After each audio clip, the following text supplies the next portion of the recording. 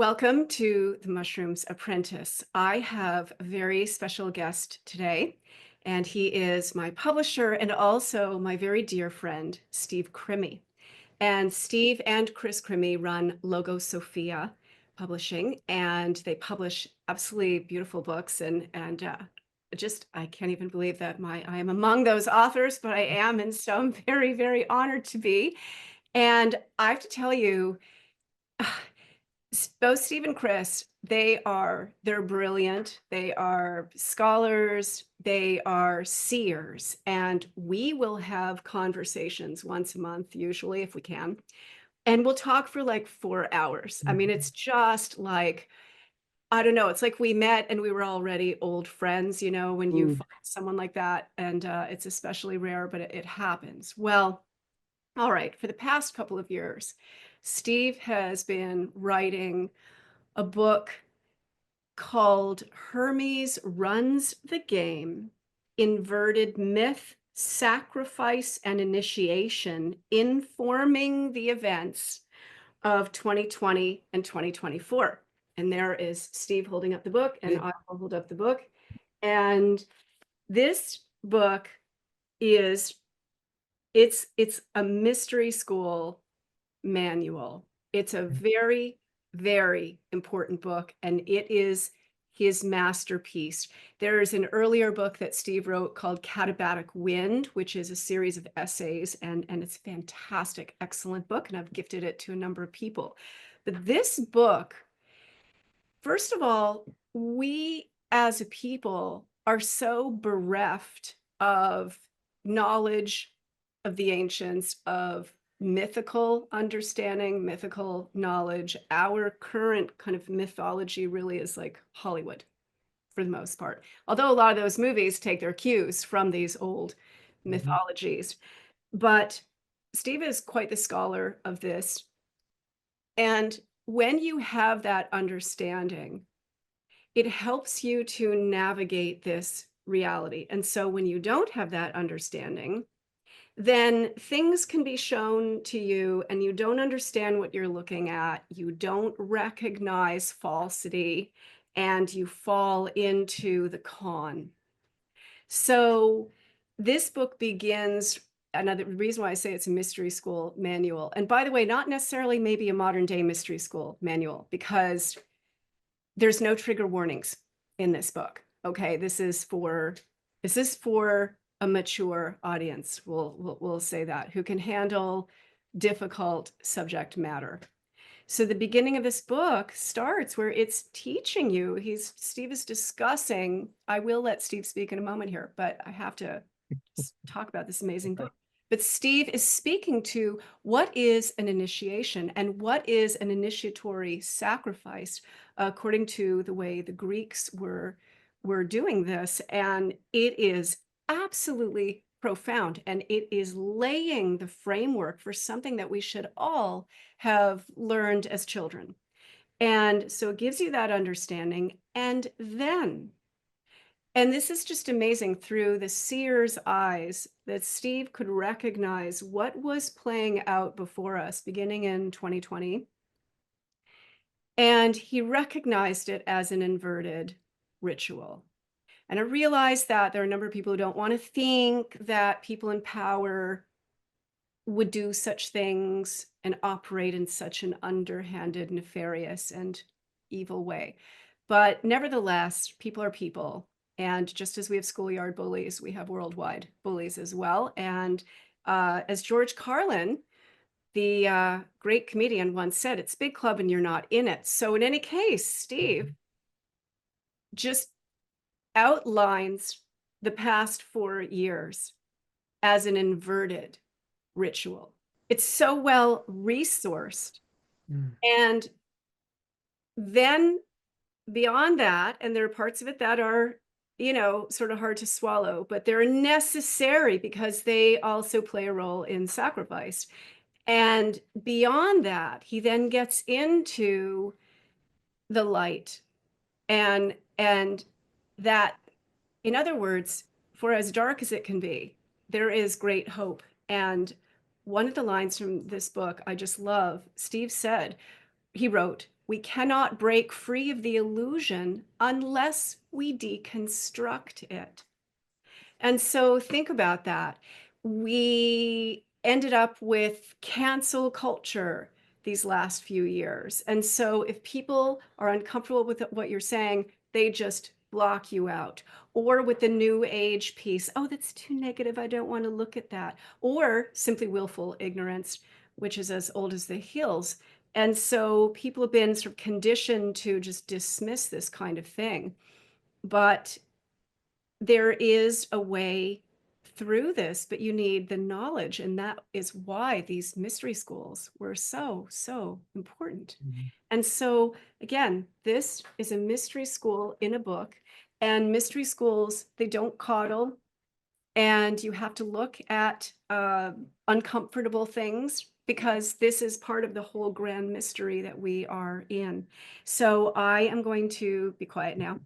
And I'm going to give the floor to my dear friend, Steve. And Steve, welcome. Thank you. I'm so honored you would come on my little podcast. Oh, thank you, Shonagh. This is great. Great to be with you, and great to have an opportunity to talk about this book. I think you're the first person to frame it in terms of a mystery school. And one comment I want to make on what you said at the end there was that one of the big problems, is redemption from without. And this is the cornerstone of the major religions, especially the Abrahamic ones. You're looking for redemption from the outside and not doing the inner work that the mystery schools are required of you. So you would have to, and so the mysteries, we'll use the Eleusinian mysteries as a template. The Eleusinian mysteries were done in Greece. They went maybe 1,000 years, and probably 100. We'll just say 100 people every year. We'll just say 100,000 people at very least went through the Eleusinian mysteries. There are other mystery schools, the mother mysteries. They're all around the ancient world, but and no one revealed the secret. Okay. And the reason that no one revealed the secret of the final mysteries was because it was a vision. That was an ineffable connection with the divine. In the Eleusinian mysteries, it would have been likely to Demeter, though no one has ever revealed it. So out of these 100,000 people, no one's ever revealed the mysteries, the nature of the mysteries. One, because they can't. It's an ineffable experience. And two, it was so precious to them. Plus, they did oaths, and it was, of course, against it was a death penalty to reveal the mysteries in some way or form. But getting aside from that, I think that is what we've lost. And the book is in three parts. One is sort of an introduction into the mythology, mostly through the mythology of Hermes, but a lot of the other mythology of Greek and mythology of Hermes in terms of him inventing the sacrifice.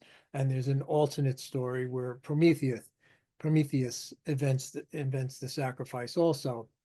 And the thing is about the ancient world is you had no problem having both true. All right, we have transgressed into a literal world where it's either true or not, and I would contend that comes out of Aristotelian logic. Aristotelian logic, A and not A cannot exist together.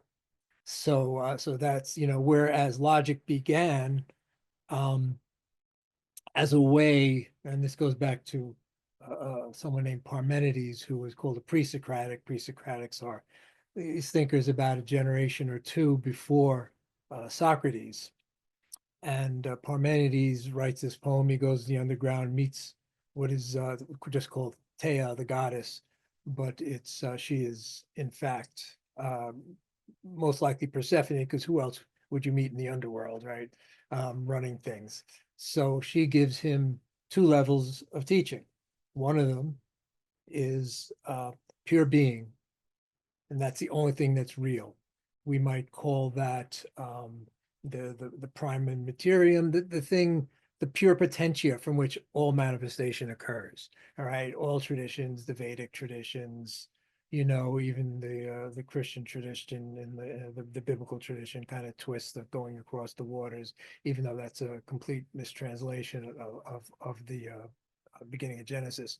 But besides that, so it's always an emergence from a complete absolute unity. And to know that unity, of course, you can't be.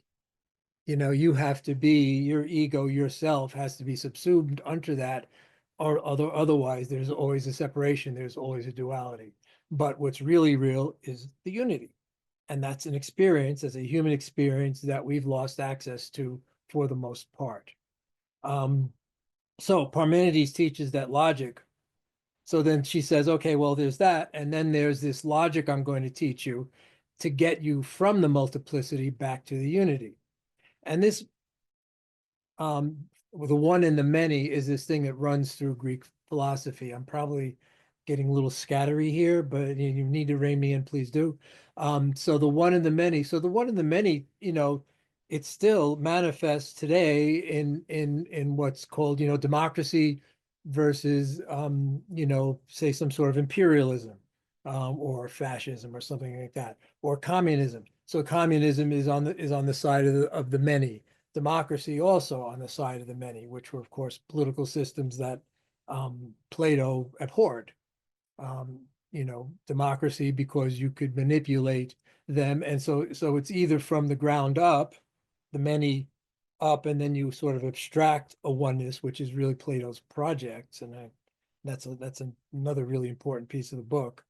Or, it comes down from the one, and the laws come from the one into this world, right? So a lot of the ancient world, the laws came from the gods.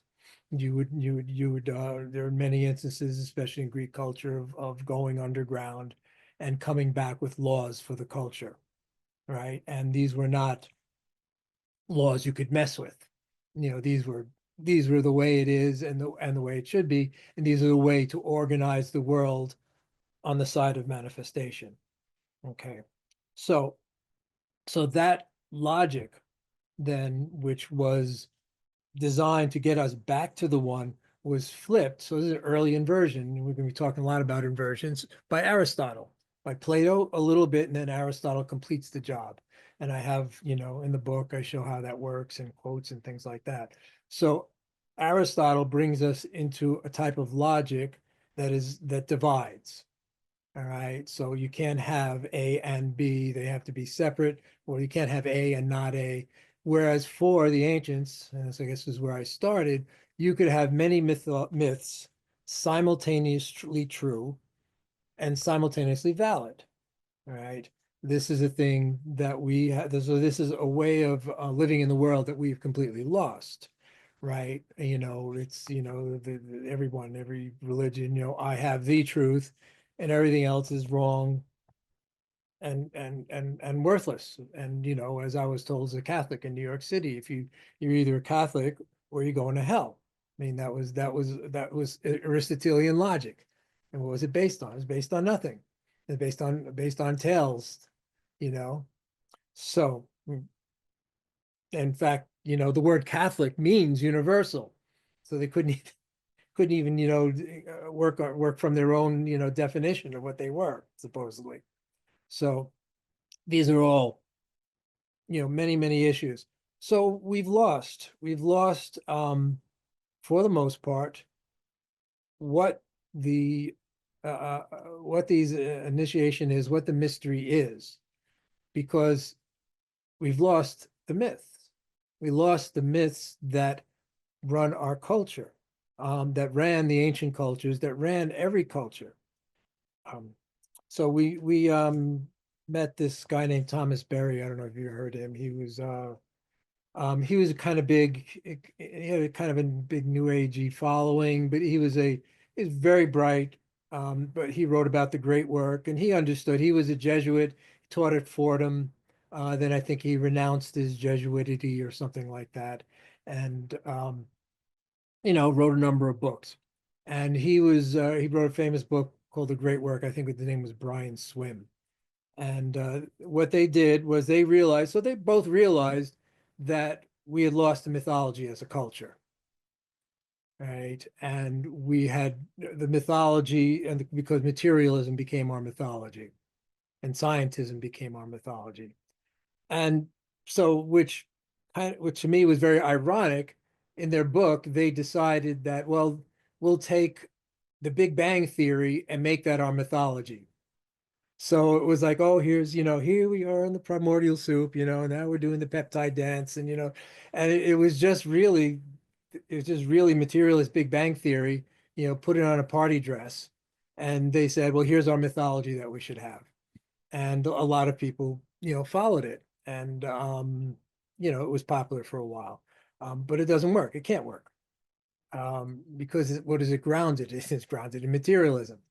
It's grounded in an objective world, and it's grounded in the myth. Now I'm using myth in pejorative sense here. Is grounded in the myth of progress, and that is the guiding myth of this particular culture that we have, right? So progress is this idea, and progress comes out of Darwinism, and so it's all this idea that they're getting better and better, and you really felt this in the 60s. We're getting rid of racism, we're getting rid of ignorance, we're moving on, everybody's getting rights, and so we're making progress, right? And of course we've gone the opposite direction in a lot of those venues since then. So the myth of progress is the myth that Western culture now hangs its head on. It's the modern myth. And it starts off with Darwinism. Now, if you look at Darwinism, who was I get into a little bit. So I can't remember Thomas Huxley. Thomas Huxley was the grandfather of Aldous Huxley, and Huxley's brother, right? What's his name? And another Huxley, but Julian. Julian, thank you. So Aldous Huxley, of course, famous for Brave New World and things like that. And these guys were all hooked up with MI6 or MI5 and running from that. But their grandfather was called Darwin's Bulldog. And what Thomas Huxley did was he promoted, and with the backing, he was head of, I think he was head of MI5. He promoted Darwin. So this idea in the mid 1800s of Darwinism, became almost sacrosanct. You had the imprimatur of science, and even though the evidence is not there, it's never been there of Darwinian evolution, these evolution, this sort of, whatever it is, not supply and demand, the selection, and things like that. So what happens is that Darwinism and this idea of progress, that we're getting better and better and better. Each iteration of civilization is better than the one before. And then so that automatically negates the previous civilizations, the great civilizations that passed, which I think you and I would agree were a lot more learned, a lot more connected to the divine, a lot more understanding of how reality works. And part of understanding how reality works was, again, going through an initiation. And then you get it from, the divine down instead of from the populi up. So, so anyway, so that's the myth. So that's the myth that we're living on now. And it's a long introduction, but I think I'm getting to where I want to go. So the myth of progress is the fallacy that the complete modern world is based on. You can see communism, we were going to be evolving until this, pure communist state. That was the now, and well, not fully, but now disproven, communism didn't work because it fell apart in the Soviet Union, though it still exists in a very capitalistic form in China, in very predatory form in their way. It's really actually just, there's just yeah. So it's the communism China is what, I feel Elon Musk is trying to impose on us with the one app to rule them all. And I think that's where he wants things to go. Um, so and many writers, especially starting around the 1900s, early 1900s, were, writing about this problem with modernism, and it's going nowhere. But of course, it ran its course, and then the capitalism or liberalism um, became, with the fall of the Soviet Union, the one standing survivor of fascism and communism, the three main um, political agendas of the time. And famous Francis Fukuyama wrote a book called The End of History, being that capitalism won, here we are, liberalism won, we got it, it's all over now. Well, of course, that didn't turn out to be the case, did it? And capitalism is basically eats itself without, some sort of moral aspect to it, which it doesn't have. It just becomes another form of so they think Darwinism, moved into, the economic sphere. And I forget the gentleman's name, but that was an actual person who wrote about that, one of the famous economic guys.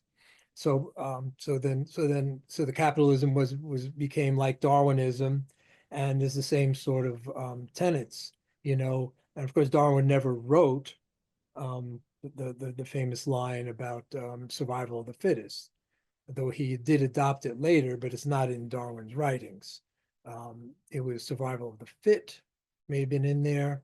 And as someone like you who knows trees, right? What happens in a forest, right? The roots of the trees support the undergrowth. The trees that can't reach the sunlight, right? They are fed by the larger trees around it until they grow up, because they know they're eventually 100, 200, 500 years, they're going to go down. And this is the continuation of the Ents that treat them. So, so, so Darwinism is a complete fallacy, a complete failure, yet it still runs the academic side of science, biology, everything. And so this is through a group that's a group that was founded in England called the Royal Society, and everybody from all the big players, from Stephen Hawking to Musk to Neil deGrasse Tyson. I've got a list of them in the book. We're all part of this control group that came after Francis Bacon and decided to make science a particular thing that it became, which is a control system. All right. And that comes out of Francis Bacon. I get into him. I'm not a big fan of Bacon either, but I'll accept the one that I just had at breakfast. So want to take a break? You want to ask something? Because then I can go into more myth.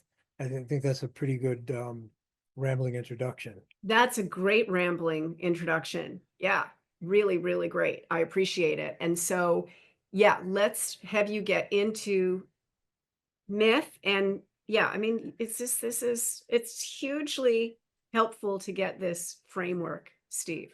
Right.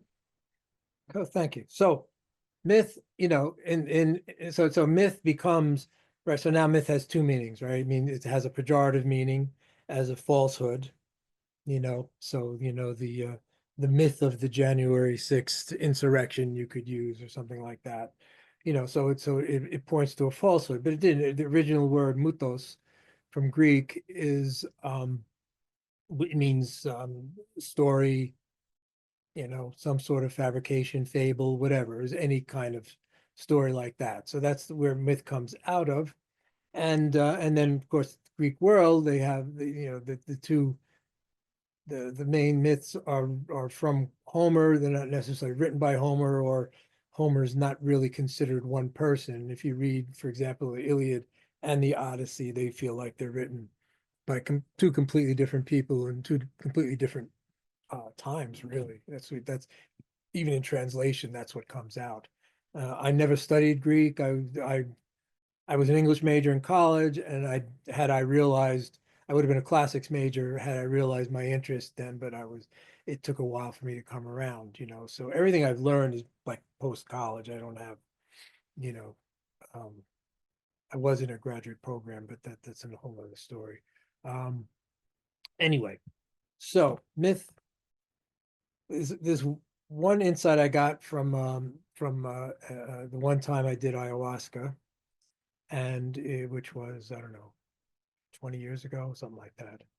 And in the midst of it, I was watching mythologies play out. And there was a deep and absolute realization that the myths that we know, and that they're always occurring. All right, they're not a story told in the past. So this is why the Greeks and all these people can accept varying myths to be true at the same time. So myths are not stories that were told, and we study them. Um, they are ever present, ever living, and they're always going on. So Orpheus is always going to the underworld to retrieve Eurydice, his lost wife, right? And of course, in the earliest versions of the myth, he's successful with her. So the first chapter of my book, Catapatic Wind, is about that. He successfully returns with her. After that, and I think this hooks in with the canceling of the divine feminine, he's unable to return with her. And I think that the later versions of the myth is an expression of that, and that sacred marriage does not occur, right? Because it's on his wedding day that she's dragged down, right? So the sacred marriage, which he had to overcome, make this heroic journey to the underworld, bring her back, and then the sacred marriage ensues, right? So there was a quest, a thing that had to be done to enable that to be a sacred marriage, really. He had to overcome death, really, and her death.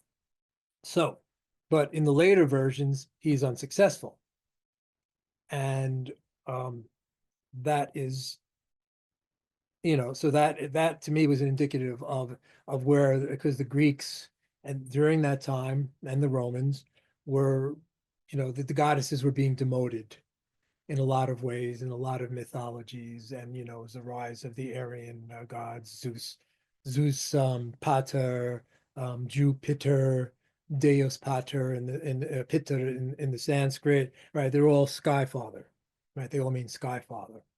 So that same deity was running the iteration of the Indo-Europeans, that kind of took over from a lot of the mother goddess areas. But of course, she has to be there, so she persists in many ways, right? Even in Christianity, she persists as Mary, who is just, symbolically, she's exactly the same as Isis, right? So, um, so many myths have to can exist at the same time, but they're always happening. Now you may say, all right, where are they happening? Um, and the answer is the imaginal. So when you go into, so when you do your book, Poetic Whispers, you're tapping into the imaginal. And the imaginal manifests to you in this particular kind of poetry, coming from these particular these particular beings that give you the poetry. So the imaginal is where this is always alive, and there are writings about this forever, and um, and they called in different things. So it's like from medieval Christianity, they call it the intellect with a capital I. All right, so that was a particular category. In the Sanskrit traditions, in the more the yogic and the Samkhya traditions, it's called the buddhi, and the buddhi is the first sort of coalescence of manifestation. It's not the unformed pure potentia, but the next iteration, I call it, like, the way I visualize it is like, those old Play-Doh things, not Plato, but Play-Doh, where you would, squeeze the Play-Doh through the form, right? So you're starting with the formless thing, and then you're squeezing it through, and you're getting whatever, these various things coming out, right? So the buddhi is like that. So it's like the first very, very rarefied versions of of the formation. And in the ancient Greek, this is called the logos. All right. Did you want to say something? Okay. So the logos, yeah, so in the ancient Greek, this is called the logos. So the logos is the imaginal realm in that sense, in the Greek sense, and it's sort of and then you run the sacred geometry through it. It's the proportions, it's proportions and the templates of the manifest world. So of course the Fibonacci numbers is a famous version of that, right? And the Fibonacci numbers are real world numbers that correspond to the golden mean ratio. Golden mean ratio, like pi, goes off into infinity. It's not a real world number, but it shows up in, say, pine cones, which are 13 one way, 8 in the other way, which is an approximation. Um, Sunflower seeds, which are 25 seeds moving one way, and the 35, 25 and 31, I think the other way. I'm probably wrong on that. But anyway, and then of course, then in our physiognomy, this to this to this is the golden mean ratio. So we completely constructed on it. Plants are constructed. It is a template. It is a part of the logos, right? It's the structure from which the world becomes manifest, right? Which again goes completely against all the Darwinian crap, all of the biological crap that actually the numbers, and then Plato understood this. Everybody understood this, the numbers that give us the reality. And then, and then when you're building statues, you're building temples, you use those numbers, you use the golden mean, you use square root of 2, square root of 3. These are, and you end up with these different harmonics that you create into a symphony. And when you go into Chartres Cathedral, you have an experience as long as you're somewhat open to it. If you're on your iPhone, obviously you're not going to have that experience, or you're busy, taking pictures of whatever. So that's the structure of the world is in the imaginal, is in the logos. Of course, again, the logos is another thing. So the logos is comes out of, it becomes a spiritual thing out of Heraclitus, so the ancient Greek philosophers, again, another pre-Socratic, before Plato and before Socrates. And what happens is the Greek text. So for example, in the Gospel of John, the beginning was the logos, anarche logos. All right. And this logos ends up being the light, it becomes the truth, it's the truth. There's all these equations of what the logos is theos, is God. God is logos, is the light, is truth. All these things are equated in that opening passage. And you don't really need to read anything else actually in the whole New Testament. You can just read that and you can spend time with that and you get what you need. But of course, logos, then when St. Jerome translates the Greek in the 1100s into Latin, he translates it into verbum, or as my Latin teacher would say, verbum. Um, and so verbum then, but verbum is a Roman word, Latin word. Romans being much more prosaic, if they had philosophy, they took it from the Greeks. The aqueducts are still there, they still work. Astonishing builders, right? Astonishing practical builders. But anyway, so verbum then is again, that gets translated, when it finally gets translated into English, into the King James, it becomes the word. And the word and logos, the multifarious meaning, reason, like I said, this template for being, the logos has so many deep, rich philosophical meanings, but then it gets the word, and then it becomes literal, right? Which gets me to the next thing, because there are levels of interpretation of every sacred text. All right. And you probably know this from your works with the trivium.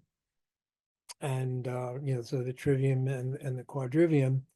So I think it comes out of that, but it comes out of, how the traditional way of interpreting a sacred text. All right. And so what's the lowest form, of course, is the literal. Right. Here's the story of Jesus of Nazareth, and this is what he did, and da da da da. There's the literal version.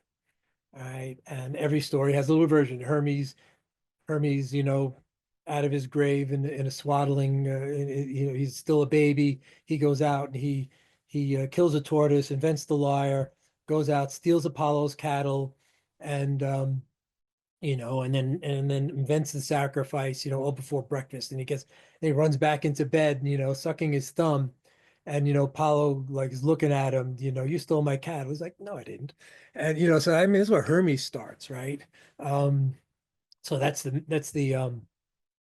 the Homeric hymn to Hermes. That's all in there. So that's the repository of myths that stand behind Hermes, along with the the Iliad and the Odyssey, and oh God, I can't remember the other mythology guy, the ancient one. He'll come back to me. Um, so all these myths are always happening.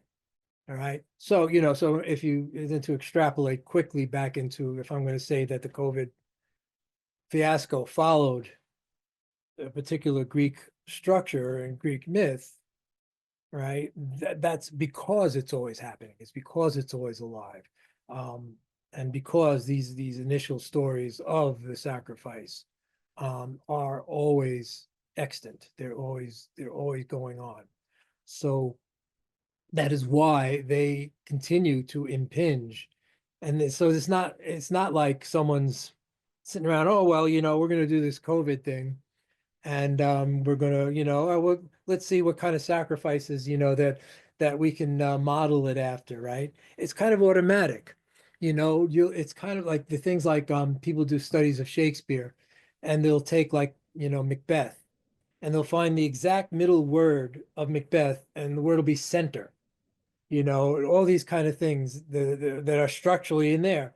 And, it's not like Edward de Vere, who wrote Shakespeare, was sitting around, counting the words in and counting the words out. And it just happens. All right. Because I don't feel like I wrote a word of this book, really, you know, in some sense. Right. I believe that it came through a particular muse named Talia, who's the muse of comedy, which why the book, despite talking about some dark things, is I tries to be tries to give you a little giggle here and there, um, because I have a very sarcastic sense of humor. If you like that, you're in for a treat. Um, so this aspect of mythology is very important, completely lost. Um, but I was lucky to tap into it through this experience, and I can just, now once you do that, you can see it. You can see that it's behind everything, so that there is this imaginal world that interpenetrates our experience, as part of our experience, whether we acknowledge it or not, or whether we can see it or realize it or not, which is, why I write the book, is to try to maybe, you can catch a glimpse of it somehow, because this is the real reality of our experience, as opposed to the imposed reality of all the various systems trying to tell us what's what. So that's a really important part of the myth, is its existence, continued living existence in the imaginal realms. Henri Corbin was a French esoteric writer from 40s, 50s, 60s. He's my favorite writer, but he's a writer that you have to, it's like it's a spiritual practice to read him. You just take your time and just read him. He's brilliant. He's brilliant. So concomitant to that, in the Greek world, and there's this idea of what's called, might be called mythogeography, so that the people back then, so the notion of progress, the notion of materiality, think that, well, it's the same world that the Greeks lived in. There's the same earth. It's just, several thousand years older, same structure, same everything about it, right? And I contend that that's not true, especially with the Greeks and the ancients before that. So as a kid, I always wondered, growing up, and went to a Catholic school up till uh, uh, ninth grade, and I say, well, why are there no miracles anymore? With there's Jesus doing this, that, his apostles doing this, that, curing this, you know, raising from the dead, etc. And none of that happens anymore. Well, eventually you realize that the materialism of the world doesn't allow for that, right? Whereas people at that time in the 60s would be going to India, and they were witnessing all sorts of these kinds of miracles, where, like, um, you know, the guy who brought Ram Dass to India, Bhagavan. Anyway, he's the, yeah, I know there's a Das at the end. I'm sorry. Um, anyway, he talks about, going into the graveyard, and there was a guy who was, he was just he was the station master at the train station, you know, and he told him one day, oh, come into the graveyard at midnight. So he sees the guy come in, comes into the graveyard, takes his jacket off, puts it down, goes into this particular area, lights a little fire, and the guy watches him turn into Kali. I mean, just physically just becomes Kali right in front of him. And you realize, because the culture at that time, and probably not anymore, held the possibility of that happening, held the fact that the gods were real, part of your life, part of the mythic world, and they could enter into this world. Right. So again, so that was lost, because we're stuck on the literal, and we're stuck on everyone believing, well, it's just, it's the word, it's the word of the Bible that's important, when it has nothing to do with it whatsoever. You're there and you're lost. You're stuck on the literal word. Well, also, when you do have a true mystical experience, there are no words. Mhm. You can't put it into words. Exactly.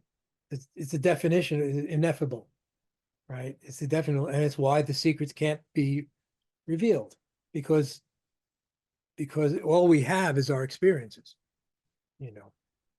So I guess back to the mythogeography aspect of it, is that they lived in a world that was mythic. The Indians lived, that guy went to the cemetery, was living in a mythic landscape.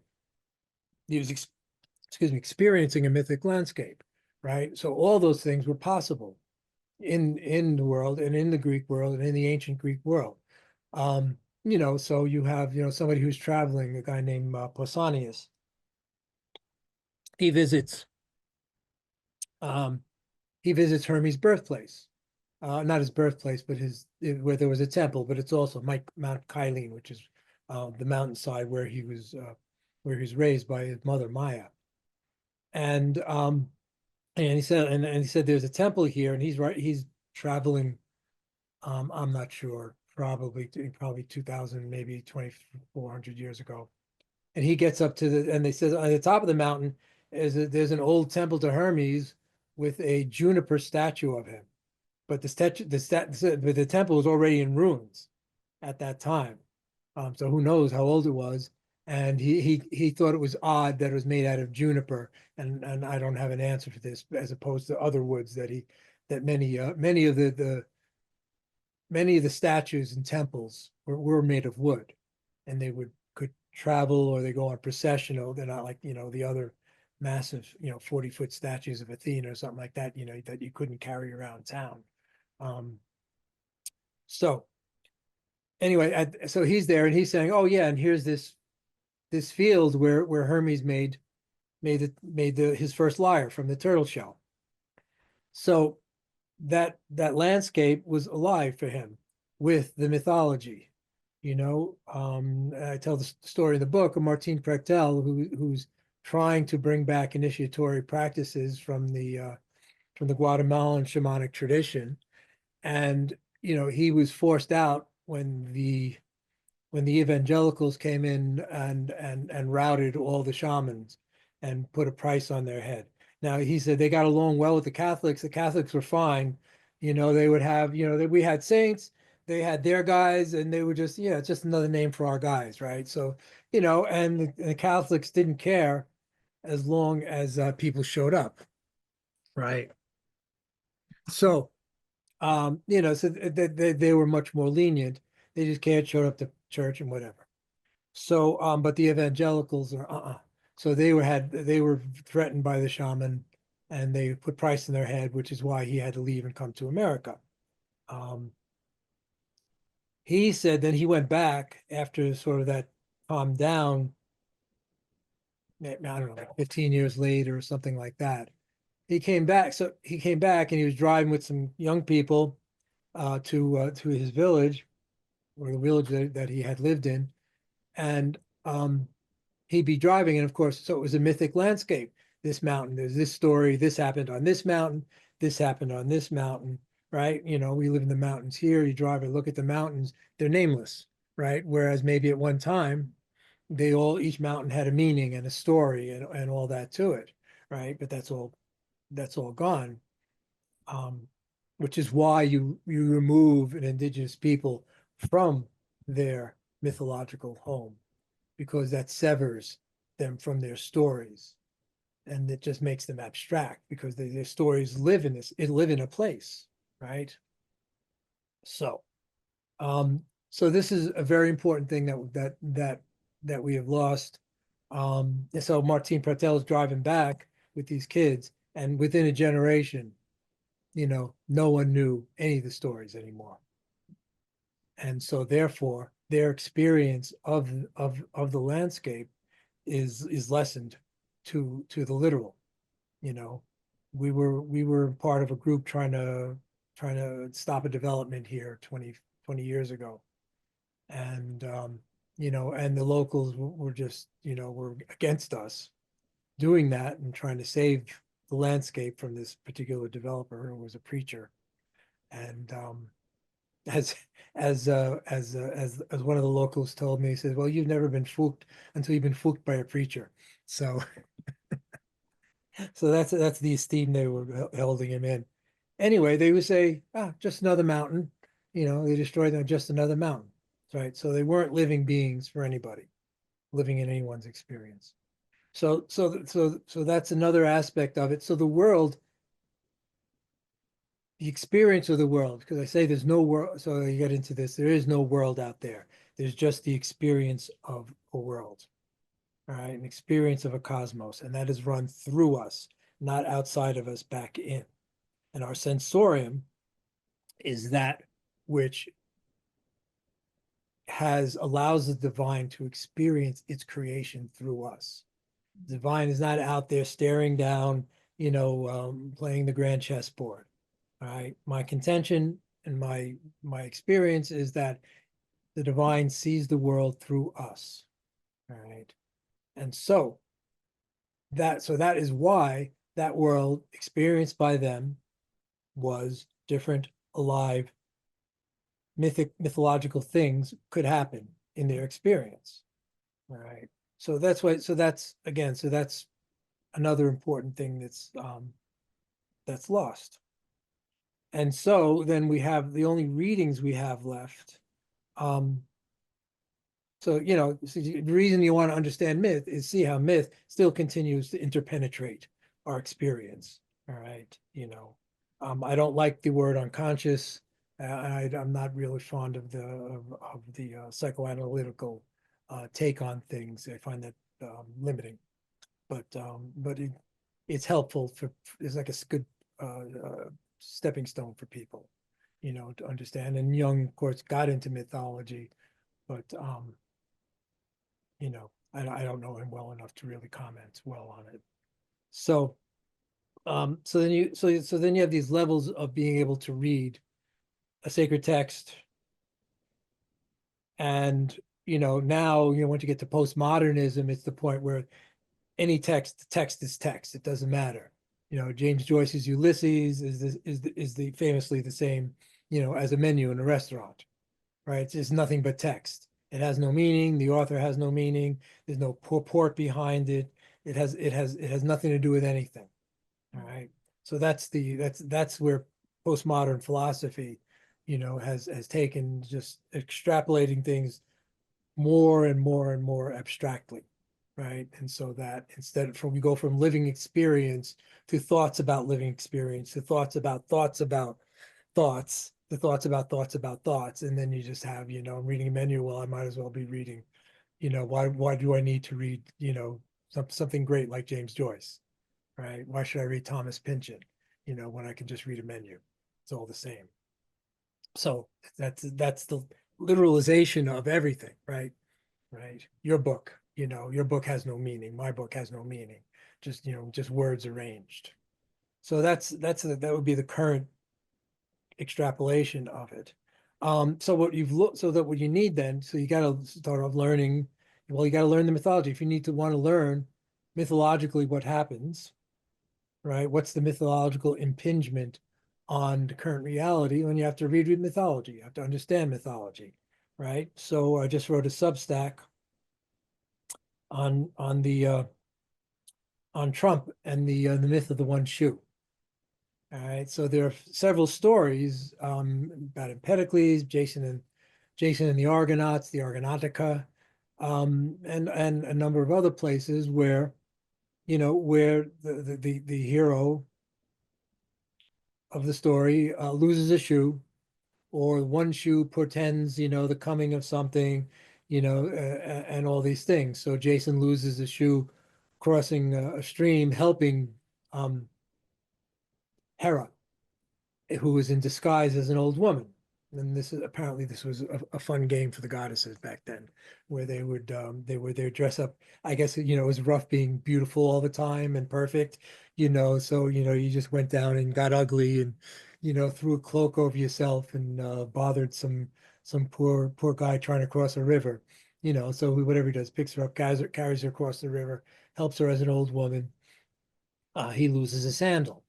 He's going to visit a particular king who stole the throne from Jason's father. So Jason is actually the real, real ruler of the kingdom. But and the kingdom there, and the king there says, well, he gets an oracle saying, beware the guy with the one sandal. Jason shows up with the one sandal, and then the whole thing, he ends up, in order to win back his kingdom, he goes in search of the golden fleece, which would be an impossible task. And but he's helped by Hecate, not Hecate, sorry, Medea. Medea is a follower of Hecate, and she is like the magician par excellence. She's unbelievably good, so good that she scares the crap out of the Jason and the Argonauts, and that's a whole other story. You should read the Argonautica. It's a great story. So, anyway, one shoe indicates in a semi-divine status, right? So there are a lot of gods, but there are also demigods or heroes. Achilles, right? He's almost a god, but he has that one, weak point, his heel, from which he becomes mortal, right? Empedocles jumps into Mount Etna. Mount Etna spits back one golden sandal, one bronze sandal. All right, so that, and yes, Empedocles was claiming he was divine. Well, maybe the volcano says, well, semi-divine. Anyway, so there it is, the image of Trump after his ear bleeds. There's, everything gets clear, and there's the one shoe sitting in the middle of the dais. I'm looking at that, right? So, well, isn't that interesting? Right. So that's a mythic thing. That's a mythic thing. And that is, whether it's intentional or whatever, I can't say. But the shoe is there. It connects with the ancient myths of semi-divinity, semi-god, semi-human. And this is, of course, what has been thrown upon Trump the Redeemer, through all the evangelicals who, surround and pray him and all that, pray upon him or pray over him. And this is a mythological reading of that event. All right. So this is an event to bring him up to this sort of semi-divine status. Right. And he's taken it on himself. He's become, especially in foreign policy, but in domestic policy also, what the word would be imperious. Right. Right. And there are some checks and whatever, and some of it is absolutely needed, and some of it is nuts. All right. So yeah, so my last word on Donald Trump is that if he was here, I would ask him, do you want to have your bust on Mount Rushmore, or do you want it on Mount Hebron? That would be my question for him, and that's an open question still. So that's a reading of that event as it connects to ancient mythology. Now, no one would see that unless you studied myth and you understand that one shoe is significant. Right. Right. That was exactly when I was opening up the episode, that if you don't have this knowledge, you have no idea really what's going on under the deeper layers. Mhm. And yeah, go ahead. Oh, well, I was going to ask, so then could you talk about the sacrifice and start first with the original sacrifice? Mm, yeah. So the big topic, which is why I spend the first third of my book on it. Um, so sacrifice, that's the word from the Latin, which means to make sacred. The Greek word is thusia, Thysia, and I think it has roots going back into burning and things like that. But so there's the particular sacrifice that the Greeks would use. It was called the Greek animal sacrifice. Okay, so everybody in the ancient world, everybody thinks that is a is a that the ancient temple to Yahweh in Jerusalem was just a place where they were all just dancing Hava Nagila and having a good time, when in fact they were burning animals continuously there, right? It was just that was what they did, and that was part of it. Now Yahweh, interestingly enough, wanted a full burning of the animal. And as in Sumeria and almost all the places that did animal sacrifice, the gods wanted a full burning of the animal. Now, the Greeks were different. And the Greek word for a full burning of the animal in an animal sacrifice is called a holocaust, of all things.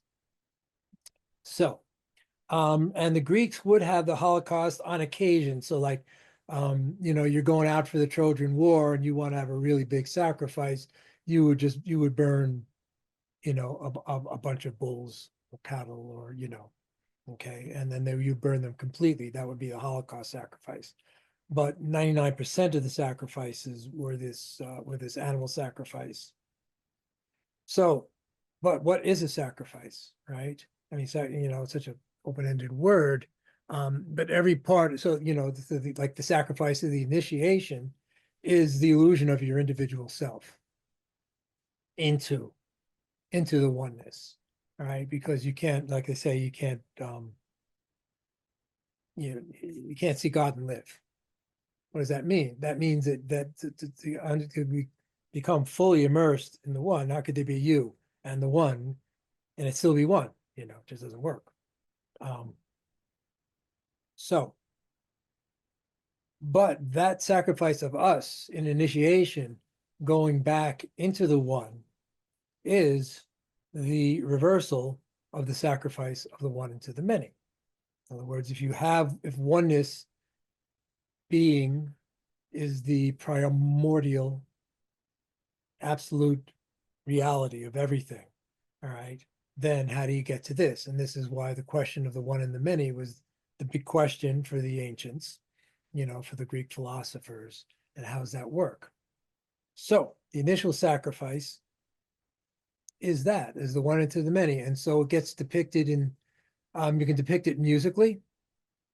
All right. So in music, you have, the whole tonal spectrum, right, which is chaos, right? Then you take a frequency. So so was it A428 would be like a 428 cycles per second. 428 cycles per second, which is a number that hooks up in a bunch of other places, hooks up with the yugas, hooks up with time, hooks up with the way our experience is structured, right? So you would make that your note. So good. So then you got one note, right? So what are you gonna do with one note, right? So then you need, from there, you have it or double it. So 428 doubled would be 856. Then you have an octave. All right. So you have this spread. You still have one note, but one's an octave higher than the other. Right. So it's still the same thing. But what you have is within that octave, you have circumscribed it enough so that now you can start dividing it further with using other proportions. So the proportions that were used in ancient times, that become what's called perfect fourths, perfect fifths. You would take, the proportion of 2/3, take the proportion of 3/4, or 3/5. Anyway, you make all these, with these proportions, you make the notes. You make the perfect fourth, perfect fifth, and you divide the octave using these perfect proportions. And if you divide it using a not very good proportion, you get a tonality. It sounds wrong, right? It just doesn't go with it. It doesn't go with the notes of the octave, right? You just hear, you'll hear it at, and we know it intuitively. We hear it as a sour note, right? So it goes from, again, it always goes from the one to the two, and that's the matrix. That's the divine feminine, and then the other notes, other proportions are added, or become that, and then that becomes the music that becomes us. So that's the musical model.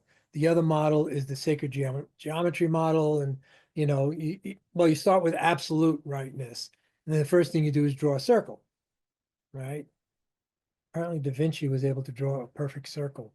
It was one of the things they said about him. Anyway, so you get this perfect circle, and again, all you have is the circle, and now you have the absolute, you have, the one, and you have all these words for it. But even using these words, you've circumscribed, absolute being. Even by saying absolute being, you've circumscribed it by using language to even discuss it, right? It's not absolute being because we're using words to describe it. So first thing you do is circumscribe it. You make the circle. Then you get another circle running from the midpoint of the circle. So you have two circles, and then famously you have the almond between it, which is called the Vesica Pisces, where they overlap. So you have to divide into divine male, divine female. And in traditional studying, the divine male is pure consciousness, the witness. The divine female is all manifestation, which includes thoughts, includes everything. On every aspect of our manifest world comes through that. The divine consciousness, the male side, is the witness of it. Now you have to have those two together, or you don't have life. You don't have it. You have to have the experience. You have both. You have to have the experience of the world, and you have to have the experiencer and the experienced, right? And you can distinguish them, but you can't separate them, right? You can't have one without the other. If you have just pure consciousness, well, then there's nothing, because you have nothing to be conscious of, right? And if you have just manifestation, then who would know it without a knower? All right. So this is, mostly that comes out of like yogic language, Bhagavad Gita, things like that. So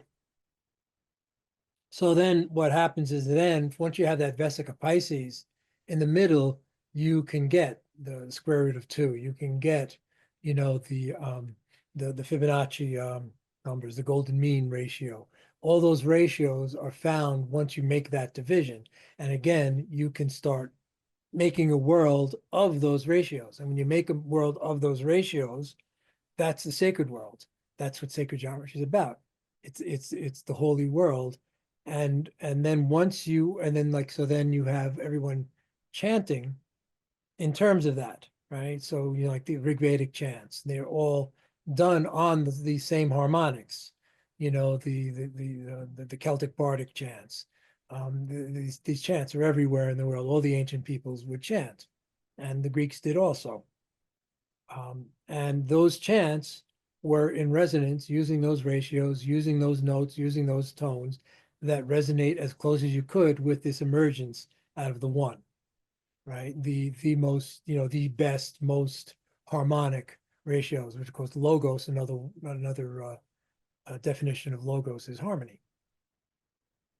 So, so this is the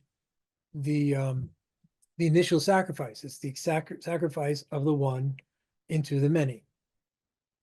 So our initiation is a return back into that And then also the true sacrifice, the sacrificial cultures understood this, and their sacrifice was based on that, on or mythologies that emerged from this sacrifice.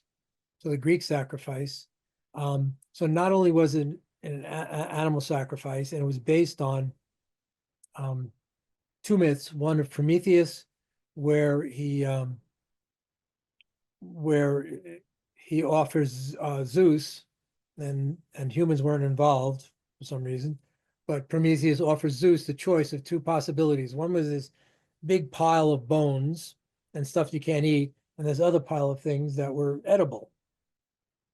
And the story is really weird. I discuss it in the book.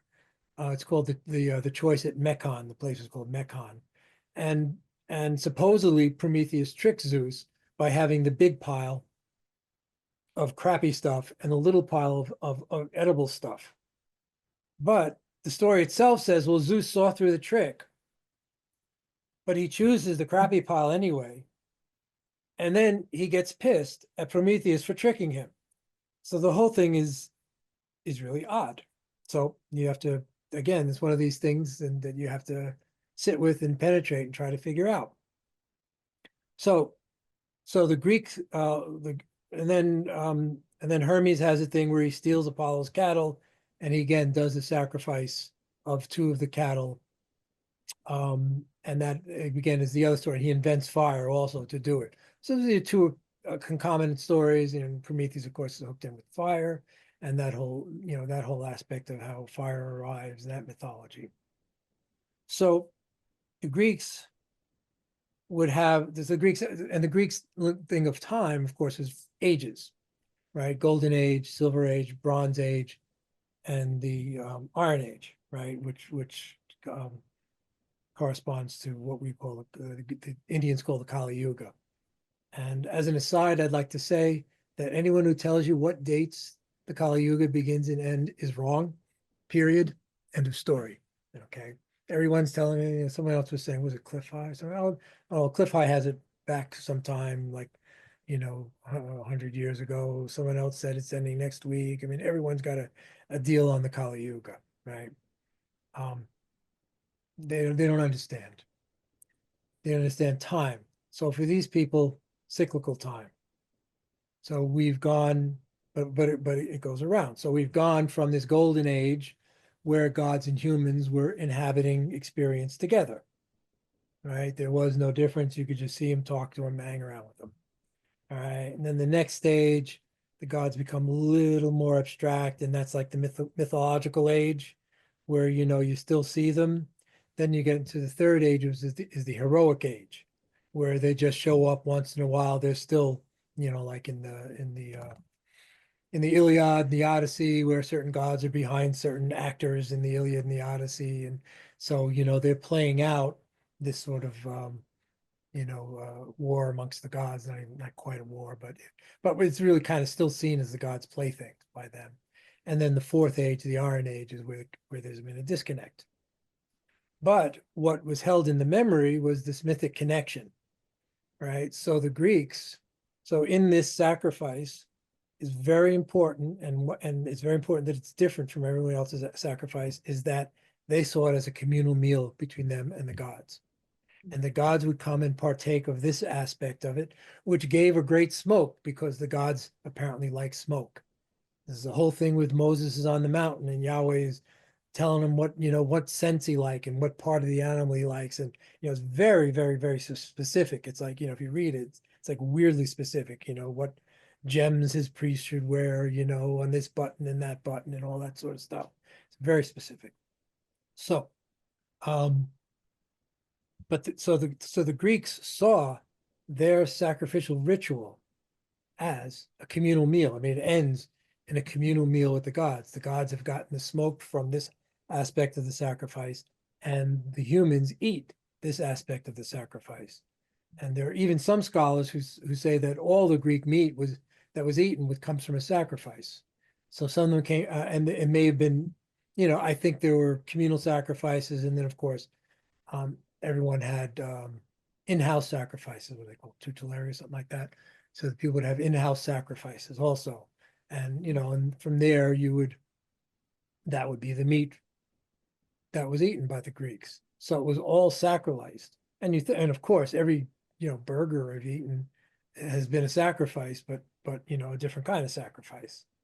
It's, and all of that, according to, any kind of person who understands, vibration and proportion, understands that vibration is within the meat you eat, whether it's, a tortured animal, you get a particular vibration from it, and whether it's an animal that's been garlanded and sung to, and, and brought to the table, brought to the altar, you know, and sacrificed and partitioned and then eaten with song and poetry and dance and all this, you know. So this is what the Greek ritual sacrifice was. And that's, so everybody, oh, animal sacrifice is horrible, but what isn't sacrifice? You sacrifice a cabbage, you sacrifice broccoli, everything's a sacrifice. Life requires death. That's the rules of the game. I didn't make them up. So what kind of death?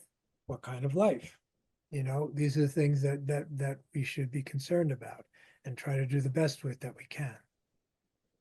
All right, so I'll take a break now. Maybe you can.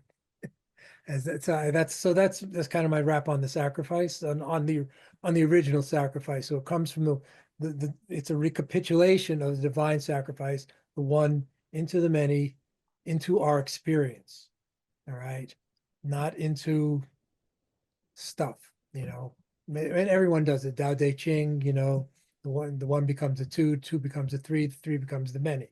Right, because once you have the three, you have the proportions. Now you can have the entire orchestra of human experience.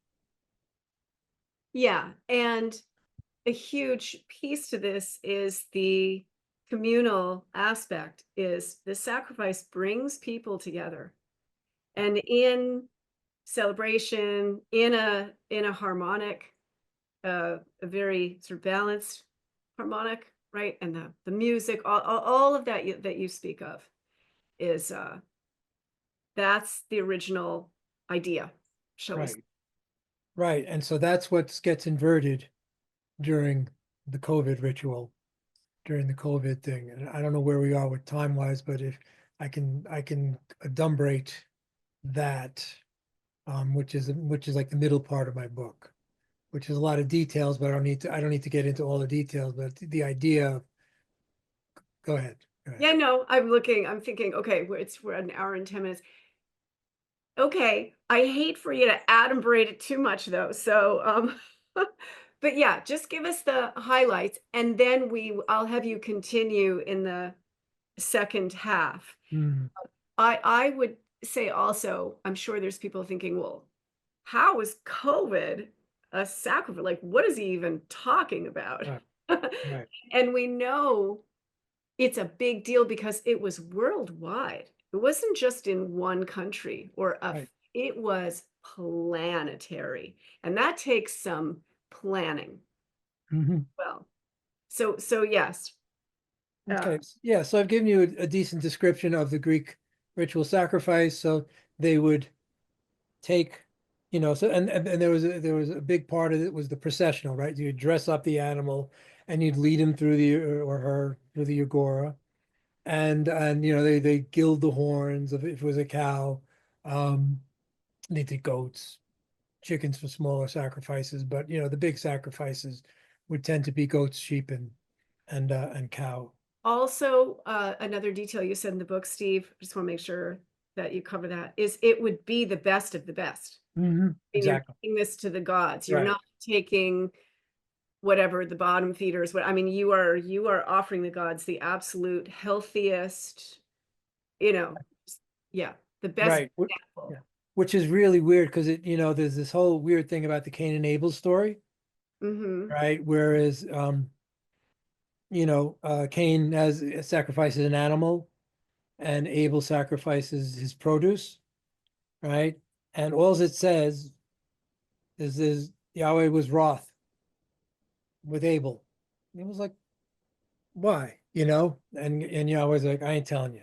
So, but the way it was handed down to me, which is not there in the story, was that Abel gave his crappy fruit to Mm. Yahweh. In other words, so this is a post rationalization of something that's not in the story of the fickle Yahweh. It's like we put it on Abel for Cain. Cain slew Abel, right? So put it on Cain for offering crappy stuff to Yahweh, when in fact that's not in the story, right? It's really interesting. So that becomes the later rationalization, because they couldn't come up with a logical reason, you know. So so you wouldn't do that anyway. So you would offer the best. You would take there'd be an animal, and I think with these they had sanctuaries. The temples had sanctuaries, and they had often had groves, and the animals would be living in the groves. All right. So yes, so you would pick the best of the best for the sacrifice. You would put garlands on it. You would gild the horns if it was a cow. Dress it up. You'd bring it through the town, and you'd go through a processional, and then it would lead up to the place of sacrifice. And normally, the animal's throat was slit. They would take out the blood, and they would use that for sausage and things like that. And they would, and then animal would die. They would skin it, and then separate the aspects for the gods, for the humans on the altar. During the procession, it was like a Hare Krishna thing. There'd be tambourines and lyres and what have you. There would be all singing and dancing as the animals brought to the temple. There'd be prayers, right? You would do an invocation to start it, and then those are the prayers. We'd set the intention to sacrifice. This is a sacrifice, for whatever, for Hera. And we know she likes this, and this is what we're doing it for. We hope Hera bestows us with whatever, a great home life and long marriages, whatever. So bring it back. Then they'd have the sacrifice. Then they would have a communal meal, more singing, dancing, and eating. And leftovers would be apportioned out to the community, people who couldn't afford meat or whatever.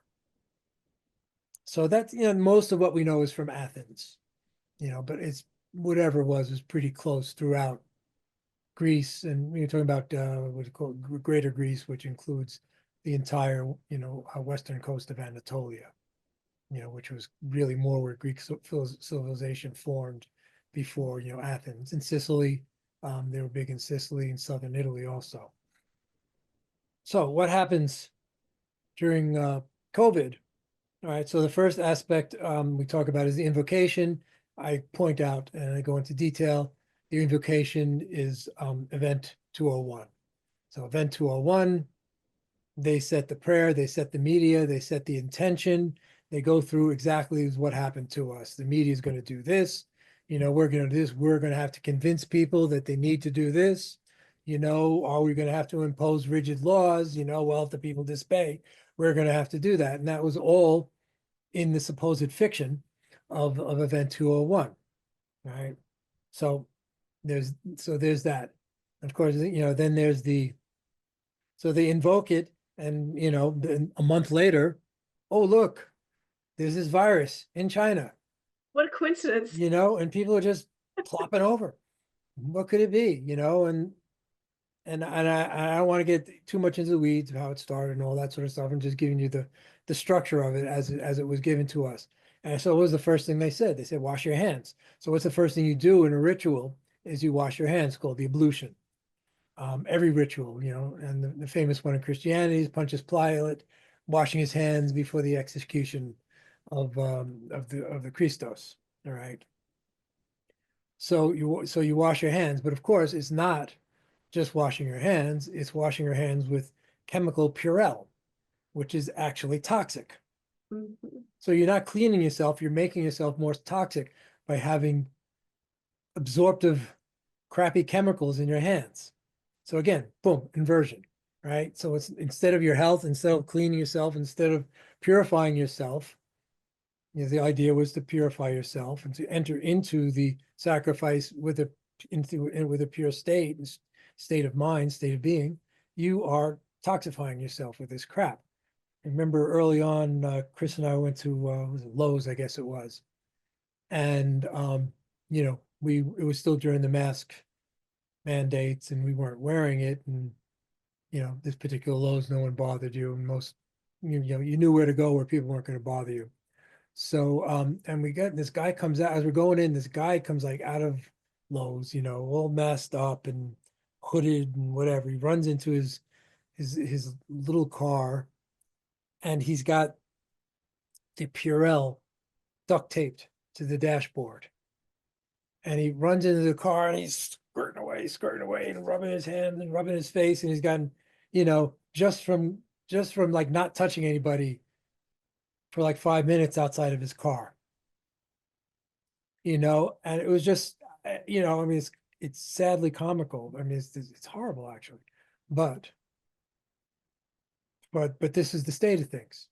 All right, so this is what happened. So that's the ablution. All right, so then the processional. Well, what happens in a processional? Everybody goes into town, one goes through the streets, and of course, then when you're getting into Hermes, and I didn't really talk a lot about Hermes. Hermes, of course, is the ruler of highways. He's ruler of boundaries. So Herms would be these square pillars with a head of Hermes on it, maybe, and usually some little priapic ding dong in the middle. And these would be at all the boundaries and also the entrances to temples, and also at the entrances to houses. So Hermes ruled the boundaries. He ruled the highways. He ruled traveling. He was the psychopomp. He brought the dead into the underworld. He was the guide of the dead. You know, so those are some of the things that he's involved in. Commerce, that sort of traveling, the circulation, all kinds of circulation. I get into that in the book with the blood and all that. So Hermes involved with all that in the processional. And so what happened during COVID, of course, couldn't go out. We had lockdowns. We had you know, what do you call it? Curfews. We had, you know, whatever, curfew here. So people couldn't process, they couldn't move, they couldn't act in any joy. Like that famous scene of the Italian people singing opera outside the window.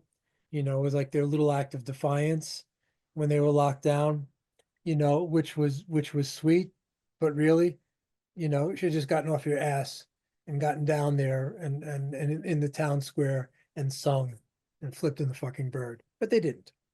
No, it did, really. I mean, you know, people like us, you know, took our individual stance, took our little you know, hits here and there from people, but mostly just knew how to avoid the idiocy. Um, so we weren't allowed to process, weren't allowed to sing, weren't allowed to go to concerts. You know, I mean, at the time, I'm thinking the Irish, they closed the pubs. The Irish are going to revolt. You know, they closed the pubs, right? And they just didn't go. You know, and I was like, you wimps, you just go to the friggin' pub. You know, business is gone. Everything we know what happened, right? But again, this is the anti-processional. They've inverted the processional, made it a constriction, right? There's no more with that. Then, you know, so then you go into the actual sacrifice itself, right? And the sacrifice of the COVID, of course, was the death of George Floyd, which, of course, again, an inversion, not a sacrifice. It was a sacrifice in a way. I think he was given a cocktail because he died of a huge amount of drugs. I don't think he had any idea. I think they gave him a cocktail that he was supposed to die. They gave him enough to kill him. He had a weak heart. They found, and you know, they only look for what they ask him to look for. So they only found, you know, a huge amount of fentanyl and methamphetamine in his system. And I think they may have looked for some cannabis too. I don't remember, but you know, there's nothing there. No tissue damage on his neck. All right. But another inversion, of course, he dies by supposedly in the fiction, he dies by the neck, right? which he doesn't. If there's no tissue damage, I don't know how you, on the side where the knee was, how do you choke somebody? Well, he obviously died of a huge overdose. So besides the inversions of that, but you know, you slit the animal's throat in the sacrifice. So again, it was theoretically by the throat, but again, there was no blood, right? There's no blood, and it was the incorrect death. So it was another complete inversion. And of course, they took that, and you know, they had Antifa and Blantifa and blah blah blah, you know, already, you know, to do the bidding. And of course, you know, that was purely allowed. That was a processional that was completely allowed. Okay. So I think that gives you a pretty good idea of how the COVID, you know, so the COVID, everything was the opposite. But, you know, in the very end, the sacrifice, the actual sacrifice of COVID is the people, and they're dying now. They're dying more and more. It's coming out recently. I keep on reading things. More and more people are dying from the shot, turbo cancers, you know, heart attacks, all sorts of things. It's just getting worse and worse. You know, and none of it from COVID. No, there are no excess deaths from COVID. Everyone knows by now, or should know by now. All the excess deaths came once the shot was introduced. So Mhm. that's so And that's the also people being sent to the hospital with yes, quote unquote COVID and being given remdesivir and and the not intubated, yeah, intubated, right? yeah, intubated with the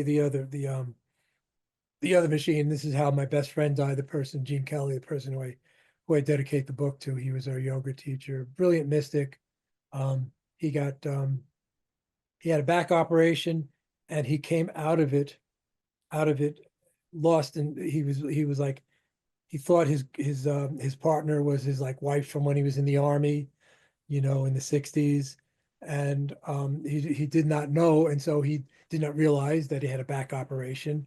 He kept on falling out of the bed because they said it was restraint to put up a thing for him to stop rolling out of bed, because he had no idea. He would just come out. He had no idea that he had a back operation. He'd fall off the bed. And of course, during this time, his partner couldn't come in to advocate for him.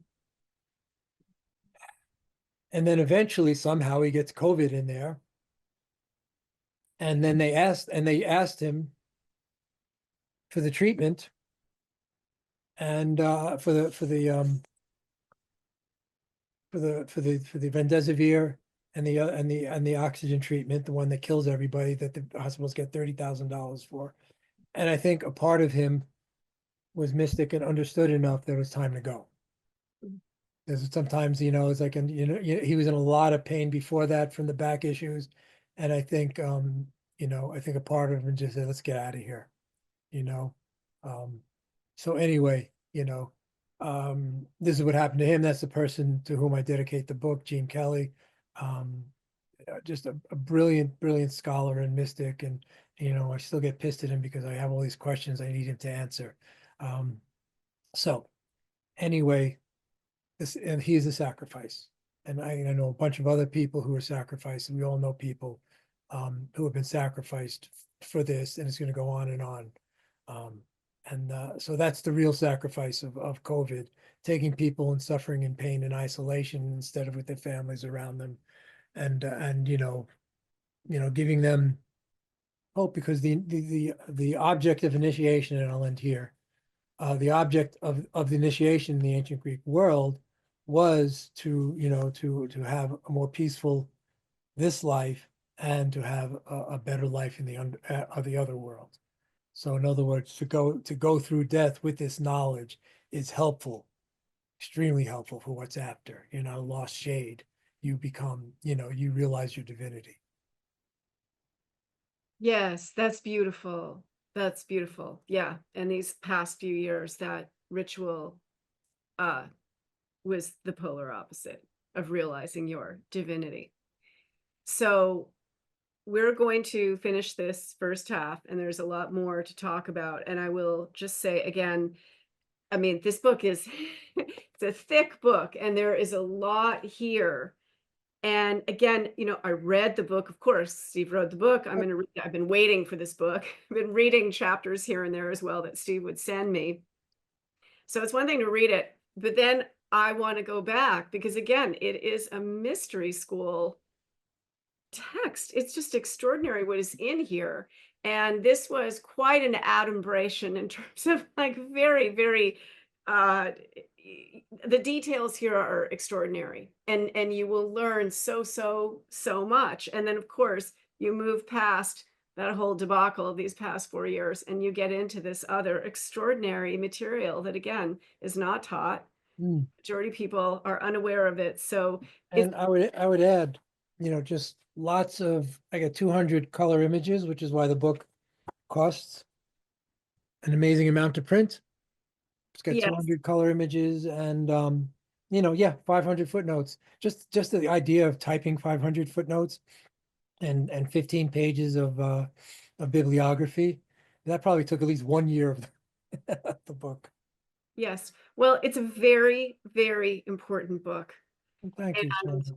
yeah, I can't thank you enough, Steve. So I will invite those interested who are still with us to come to Substack and subscribe to my channel, and you will receive a lot more uh, Mm. incredible insight from Steve. Yeah, and there'll be a note for Logosophia Books is where you can find it, and there'll be a note where you can pick up the book. Yes, logosophiabooks.com is your website. And also Steve has a Substack as well. Is it under Logosophia? It's actually under, somehow I signed up for a long time ago, and it turns out to be, says Chris and Steve Crimi, but That it'll come, and if you type my name in Substack, I think it'll come out. Um, but yeah, but that's where you get the Substack, and I'm still, Substack's great. It's a great venue. I really like it. Where you can just kind of like, I don't have to do things that take 4 years. yeah. And they're not censoring on Substack. It's very No, they professional. are, and again on logosophiabooks.com, you go to that page, and we have three of your lovely books there, and we're very proud to be able to offer them to the world. Yeah, thank you, Steve. Thank you so much. All right. Right, we will see you hopefully in the second half. Okay. Thanks for listening, everybody. Welcome back. Okay, so I can't emphasize enough that there's so much to this book. Steve and I were just talking about this. There's so much to it. And I read this book and I'm like, oh my God, I have so much to learn. Like it's incredible. And so your adumbration of part two with the George Floyd sacrifice, obviously, I just want people to understand that it's way more detailed in the book, Mhm. obviously. I mean, every aspect, and again, the imagery, everything is just hugely powerful. So could you just go into a little bit more of that, Steve, in terms of how George Floyd was used? I mean, on one hand, like the poor guy.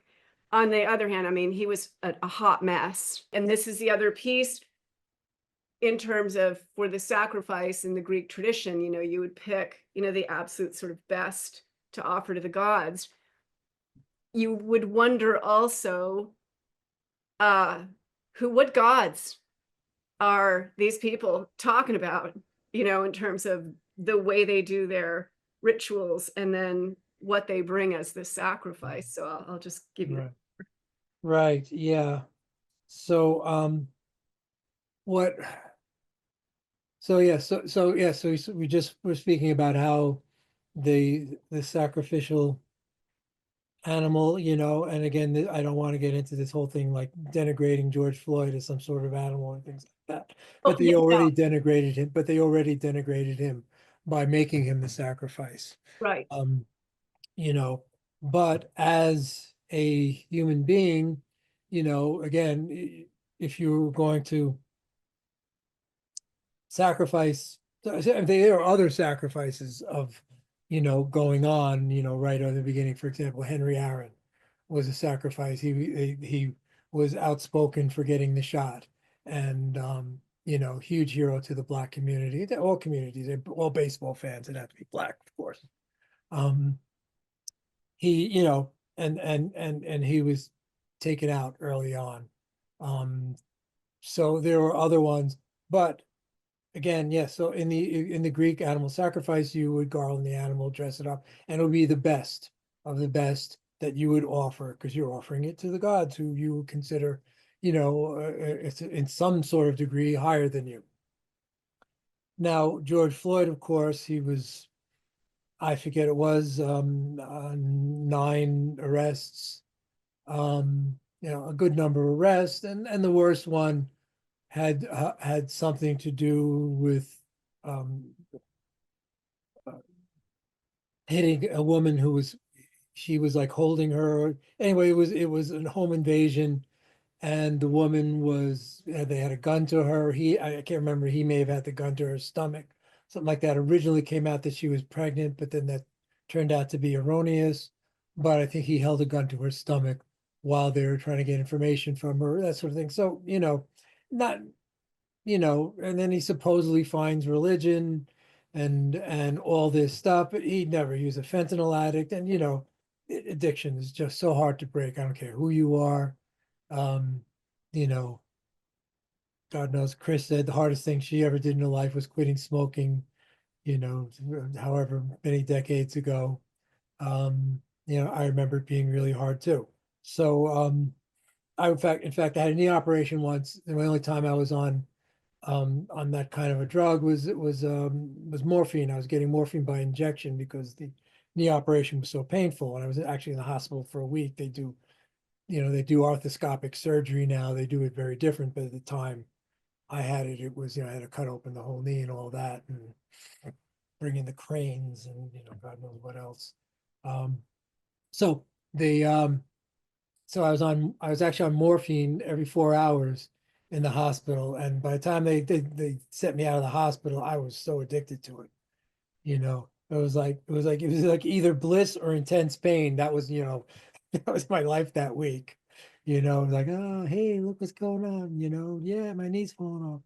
Um, Actually, Steve, I just want to interject with one thing also. I'm just thinking too, in terms of the Greek sacrifice, it was an animal sacrifice because the Greeks looked down on human sacrifice. And in this further inversion, it was a human sacrifice. yes, yes. So yeah, it was a degree worse. Right. So the Greeks had a thing about how they were morally superior because they didn't do because the Celts did human sacrifice, and they claim the Egyptians did. I got a section in the book where Mary Stetgast, I think it's from her book or another book anyway, that talked about the Greeks sort of had this the four directions around them were people who sacrificed sacrificed humans. So the Egyptians, and then the The Celts, Scythians, the Scythians. the Scythians, right. How I don't know. I actually don't even know. Some of the words I've only ever read. Right, so you don't know how they're pronounced. I never took a class on Scythianism. So anyway, so the Greeks felt themselves, and they were proud of the facts that um, that they did not do human sacrifice. And then there were a couple of mythological instances, and I get into that story with Agamemnon having to sacrifice his daughter Iphigenia, um, to Diana because the winds wouldn't blow. Um, so another thing about the oracles, just to move by digression, um, is that the oracles weren't to tell the future. Right? The oracles were to tell the present, and then that would determine what you did in the future. So, in other words, here you are, you're ready to go to Troy, you've got all the ships, you got all the armies assembled, and there's no wind. All right. So one of Agamemnon, who's the leader of the armies, says, he does some scrying, or I don't know if he went to an oracle. I think he did some scrying, and says, Goddess Diana is mad because Agamemnon, you went hunting, and you said you're a better shot than Diana. All right. So again, never ever, if you're Greek and you're in mythology, never ever say you're better than a god at anything. It doesn't end well. All right. And of course, in the beginning of the book, I can compare myself to Cassandra, who in one of the stories says that she could see better than Apollo. She could tell the future better than Apollo. And then so his punishment to her was that, yes, your prophecies will always be accurate, but no one will believe you. Right. Right. And this is, and I feel like that's been a template or maybe just an excuse for my life that, anyway, I resonate with Cassandra. Anyway, so he can't, so they do the oracle and then they, it was a sad story because they bring Iphigenia up and they tell her she's going to marry Achilles. And her mom and she thinks he's coming to get married when actually they're going to kill her so that Diana would be appeased and they could get the winds blowing and they can go to Troy. And Agamemnon, it's called Agamemnon's tears sometimes because he's actually crying, as opposed to Abraham, who doesn't bat an eyelash when Yahweh tells him to go sacrifice Isaac. And he's like, he doesn't even question, he says, okay, yeah, when, what time?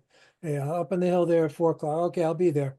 Because back then you sacrificed your firstborn to get something from the deities. And those deities then would be El, Yahweh, Baal, and sometimes Inanna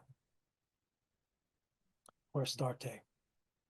Anyway, so that's a whole other sidewinding thing, so the stories we get out of the Bible, the myths have been transmuted into BS.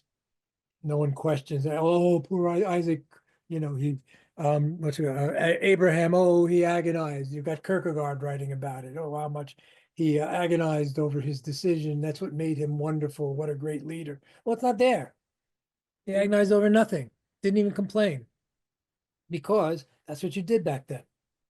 So, but similarly, as they're about to sacrifice Agamemnon's daughter, Iphigenia, there's different versions and they're all true. One is she is sacrificed. Two, Diana, because Iphigenia is the priestess of Diana, pulls her out and replaces her with an animal that sometimes is said that they recognize that it's an animal that gets sacrificed, a goat. Sometimes they don't see it, and sometimes she just disappears. And what happens to her? She gets pulled away to another city called not Taurus, but Taurine. The word bull is in there. And so bull would be like an indication of it's like an old civilization there, right? Age of Taurus, you could say. Anyway, so she becomes the priestess there. But ironically, I might as well tell the whole story because it's so rich, right? Because this is what mythology gives you. So ironically, of course, now she's been spared being sacrificed, but as head priestess of this town, this city-state town engaged in what's called xenocide. In other words, they kill foreigners. Every Greek foreigner who landed on their soil was to be killed. And it was the head priestess who would pronounce the killing. All right. So who shows up, but she hasn't seen him in so long, but her brother and a friend. She doesn't know it's her brother Orestes. And so, she has to pronounce death on him, on her own brother. After being spared being sacrificed, she's sacrificing her brother. Then there's the reveal. All these stories, there's always the hidden part and then the reveal, right? So in the reveal, she finds out that's her brother. Shakespeare is filled with all this. Shakespeare plots always move on the reveal and what's hidden and who knows what and who doesn't. So then they escape, and they actually escape with the wooden statue. I told you about the wooden statue of Diana, and that was in the temple. And they escape with Diana and they move her. So as Diana is being moved out of the old school Taurian sacrificial age, and then moved someplace, moved someplace else. Okay, so that's that part of the story. And of course, then there's the whole other part of the story is when Orestes, so their father Agamemnon, they go through the Trojan War. It's 10 years. He comes back.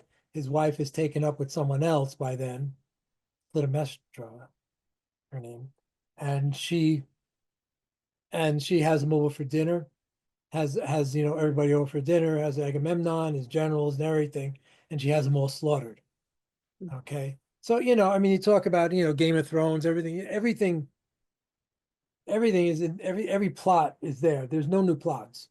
Everything Right. coming out of the Greek. If you read Iliad, Odyssey, these stories, you realize that every plot that anyone's ever come up with is a recapitulation of some older plot. So, so then Orestes comes and kills his mother. And that's such a heinous crime that the trial is actually held in Olympus. And because it was Apollo who decreed it, they let him off for killing his mother. Even though it was justified and all that, you still don't kill your mother. Anyway, that's this whole arc. All these things are all tied, and then you get into what was Agamemnon's background and his family, and I get into it in the book. There's a lot of detail, and it's just fascinating. But what it gives you is the idea of all these threads are connected, right? And you pull on one, and you've got something over here, and you understand that life is woven on these threads, right? So, how to get off on Agamemnon? So that was that sacrifice. We were talking about Floyd. So Floyd was not the best of the best. All right. It wasn't like they sacrificed, the worst of the worst. They could have sacrificed, Fauci or something like that. But they didn't. There are a lot of really good choices, but in this case, he was easy. He was easy to give fentanyl. This is my best guess. I won't say I know, but this is my best guess on what happened, given all the evidence, all the timelines, and all that. So, so George Floyd, really a kind of despicable figure who may have and probably had some good sides to him, may have been a good friend, may have been a lot of good aspects to him, but he was a fentanyl addict, and it's rough. Anyway, so he dies with Derek Chauvin's knee on the side of his neck, and which looks from the angle, the one angle that you're only allowed to see, that it was something else, but it wasn't. You can see from other angles, from all the body cam footage, that it was something else that happened. Did he keep it there too long? Yeah, it was ridiculously long time. They should have had him. He was no threat to anybody at that point. He was dying. He had nothing left. There was no point in holding him down at that point. But he fought tooth and nail to get into the car. He claimed he was claustrophobic, but of course he wasn't. He had the same similar things happen to him before. He whatever it was, he was lying. And for a counterfeit 20 bill, I mean, that whole thing is just immensely suspect. And you learn weird things like the Secret Service for some reason is in control of counterfeit bills. Now, why is that? No one's been able to explain it to me, not even Dan Bongino.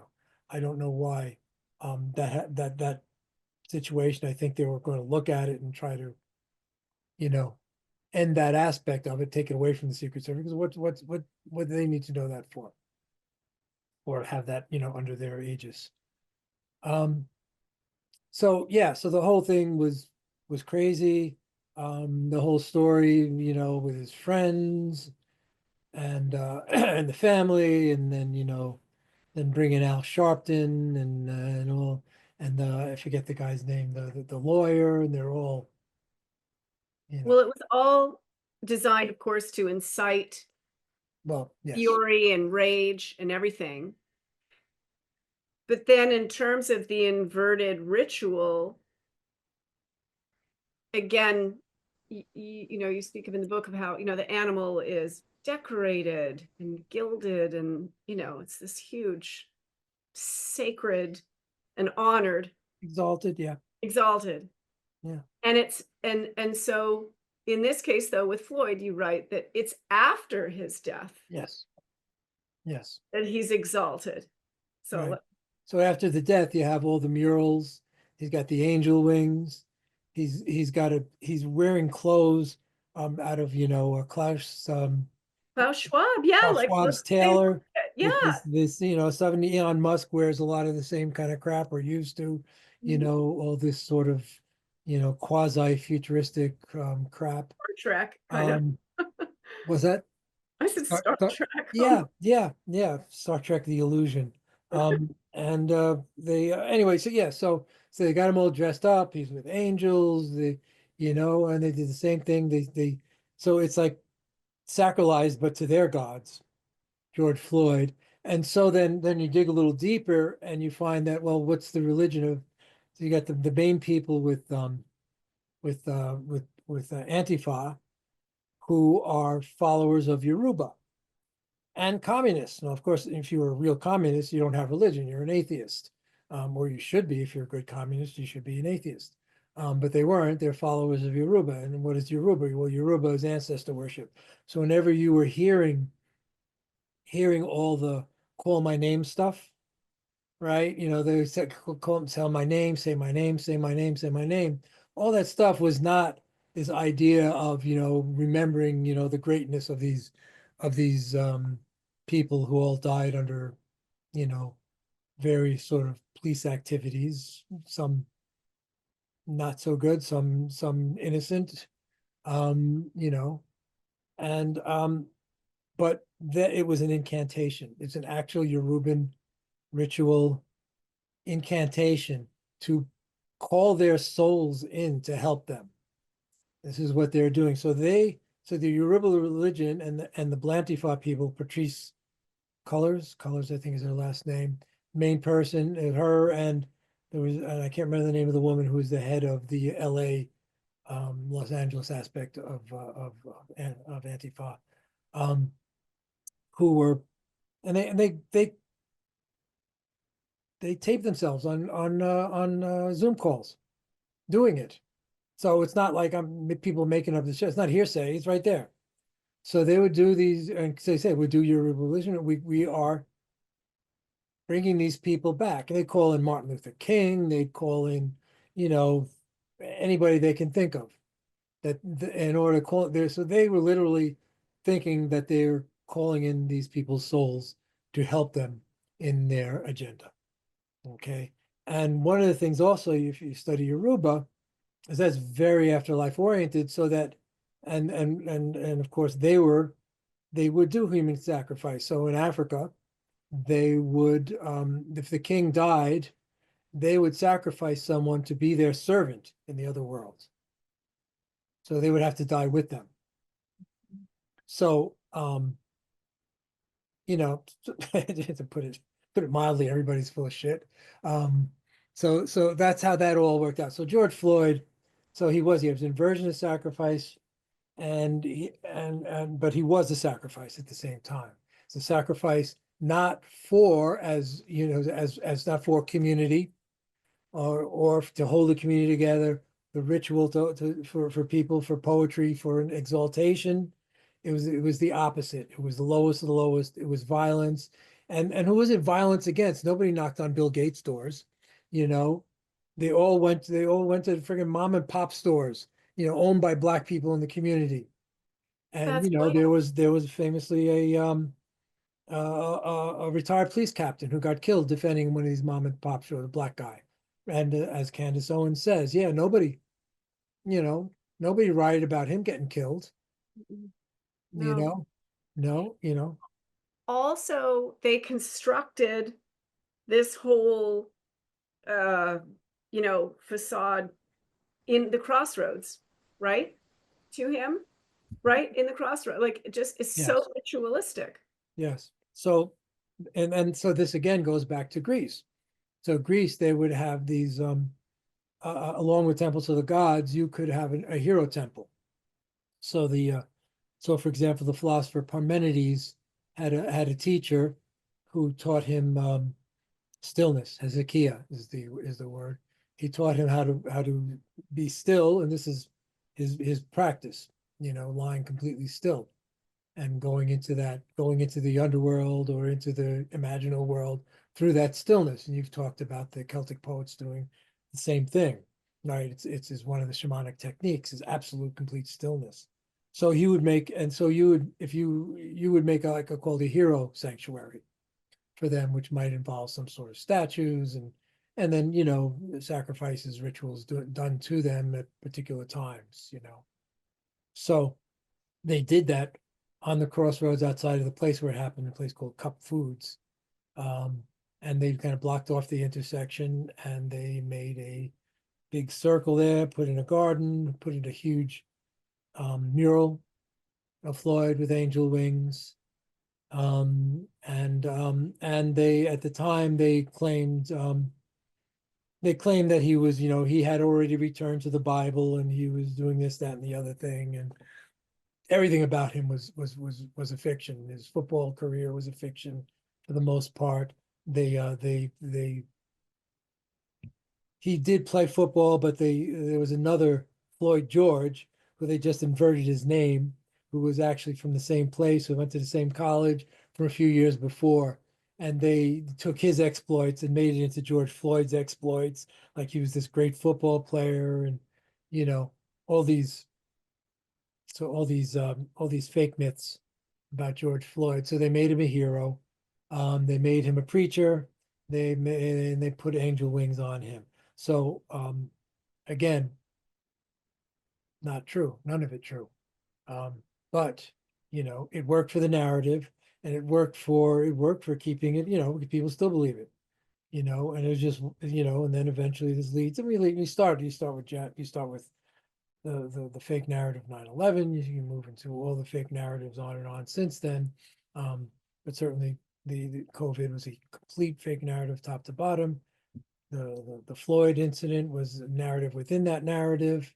You know, January 6th was kind of the closing of that narrative, or the not no not the it was the no actually that was again part of the, you know, part of the just the fact that everyone they just keep on pushing the envelope to see how much people can buy, and apparently it goes pretty far, you know.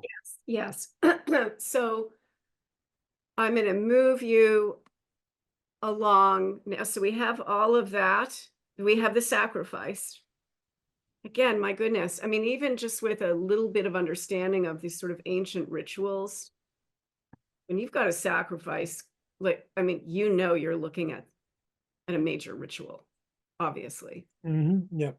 So then you move, and you don't have to go into a lot of detail. I don't think you should, but you did a chapter on child sacrifice here, and it was, I know you talked about when you wrote it, it just killed you to write it. Like, it was just brutal to write it. And reading it, I can understand why. And so people need to understand also that child sacrifice is uh it's God, it's old. It's old. I mean, it's shocking. It's just unbelievable that people could do that. But people would willingly, of course, when they were in a cult, you know, or religion, whatever you want to call it, right? Thinking this is a great thing, and here it goes to the god or goddess or whatever it is. The Greeks did not do that. But anyway, just talk a bit about that, because that's kind of you want to talk about shadow. That's a profound shadow. That, and also the child sex trafficking. And it's not just in this kind, it's global. Yeah.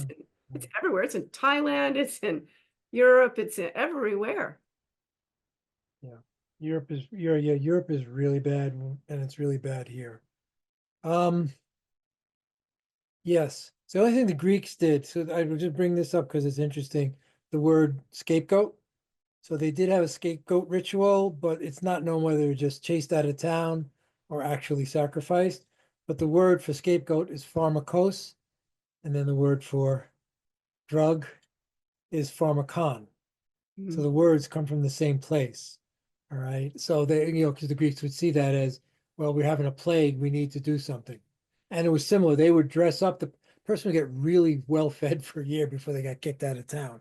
And again, and then of course they would have to cross the borders. And the borders were Hermes. Hermes rules the borders, among other things. Okay. So child sacrifice goes way back. They have, you know, whatever depictions of these things that they did to Baal, B-A apostrophe A-L, Baal. And they had these kind of incineration chambers. And the word sardonic comes from that. So it has two meanings. So you look at all these people you see on the mouths of people like Hillary Clinton and you know, all these people that we consider the worst of the worst, Mm-hmm. they have this grin and whenever they're confronted with even the slightest aspect of what they're doing. And it's called the sardonic grin. It comes from Sardinia, where the Phoenicians would do this kind of sacrifice. Because one of the Phoenicians, the Phoenicians are mostly the ones that had El, and Yahweh was originally a subsidiary of El, and both names are used in the Old Testament for their deity. And at one point Yahweh says, "Well, you used to call me El," but in fact El was the head originally of this particular pantheon, and Yahweh was a subsidiary deity. But they all got child sacrifice to him, and they had they've uncovered these huge cemeteries of children, and they call them trophets, TROPHET, trophet. And so, and the scholars have been fighting for years for, oh, well, this is what they brought their sick children. Um, but most of the scholars now have kind of abstracted enough from, their religious underpinnings to actually say what was going on there, their best take. So they're uncovering all these graveyards and sacrificial places, going and throughout the Middle East and in during the Punic Wars where they went to Carthage, like the Romans said, well, it was like a propaganda at the time. The Romans even said, well, we're going to stop the Carthaginians from doing child sacrifice, which, they said them, so they can pat themselves on the back for doing that. I'm sure the Romans had other reasons too, but they did do the child sacrifice, certainly not the way these people did. So it's old, it goes way back, and originally it was not a thing for them. It was going back to Hermes, god of commerce. And this was a matter of commerce between you and the deities. And so, you would get things for doing the sacrifice. And if you even go back to the Abraham Isaac story, after the whatever the goat appears and they don't sacrifice Isaac, the angel comes and tells Abraham, well, because of that, your seed will go, here, there, and everywhere, and you'll be the wonder of the day. You're going to be so powerful and all this sort of stuff. So it wasn't about it was a transaction, even though he didn't, Yahweh was like, yeah, keep the kid. But you probably, if you're any fans out there who like Yahweh, I'm not a big fan of Yahweh. You might tell by now. And today, he's still the belligerent head of a belligerent people. It's unfortunate. And those belligerent people have way too much to say about what goes on in this country. I'll just leave it there because it's just too obvious. So this sort of thing, this idea of transacting your oldest child moves on and on and on. And as we move into the more modern era, we can start with, say, the Sabbatai levy, the Sabbatian era, which sort of comes around 1666, where there's this Messiah who claims he's the Messiah. And it comes out of this Kabbalistic interpretation. And the Kabbalah does not go back. Kabbalah is like medieval.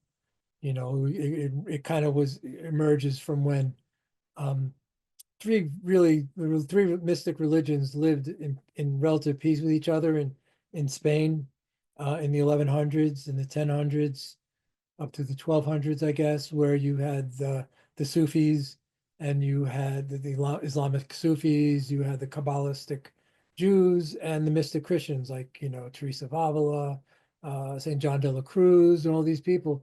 And that was the mix going on then. And then there was a lot of mysticism going on. What happens, Kabbalah ends up twisting, and their idea for the Messiah becomes that, well, Messiah is only going to come if the world is so evil that he has to come and fix it, or the world is so good, that he just comes and, says, good job, guys, right? And they figured, well, making the world all evil is easier.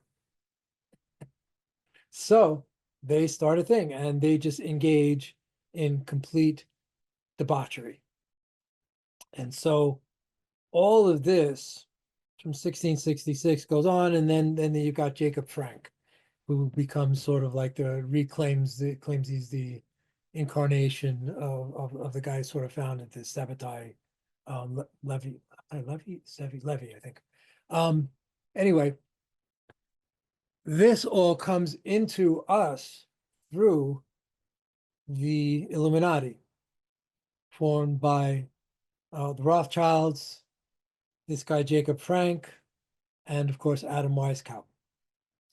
And they all get together and they kind of formalize it 2 months after the American Revolution, July 1776.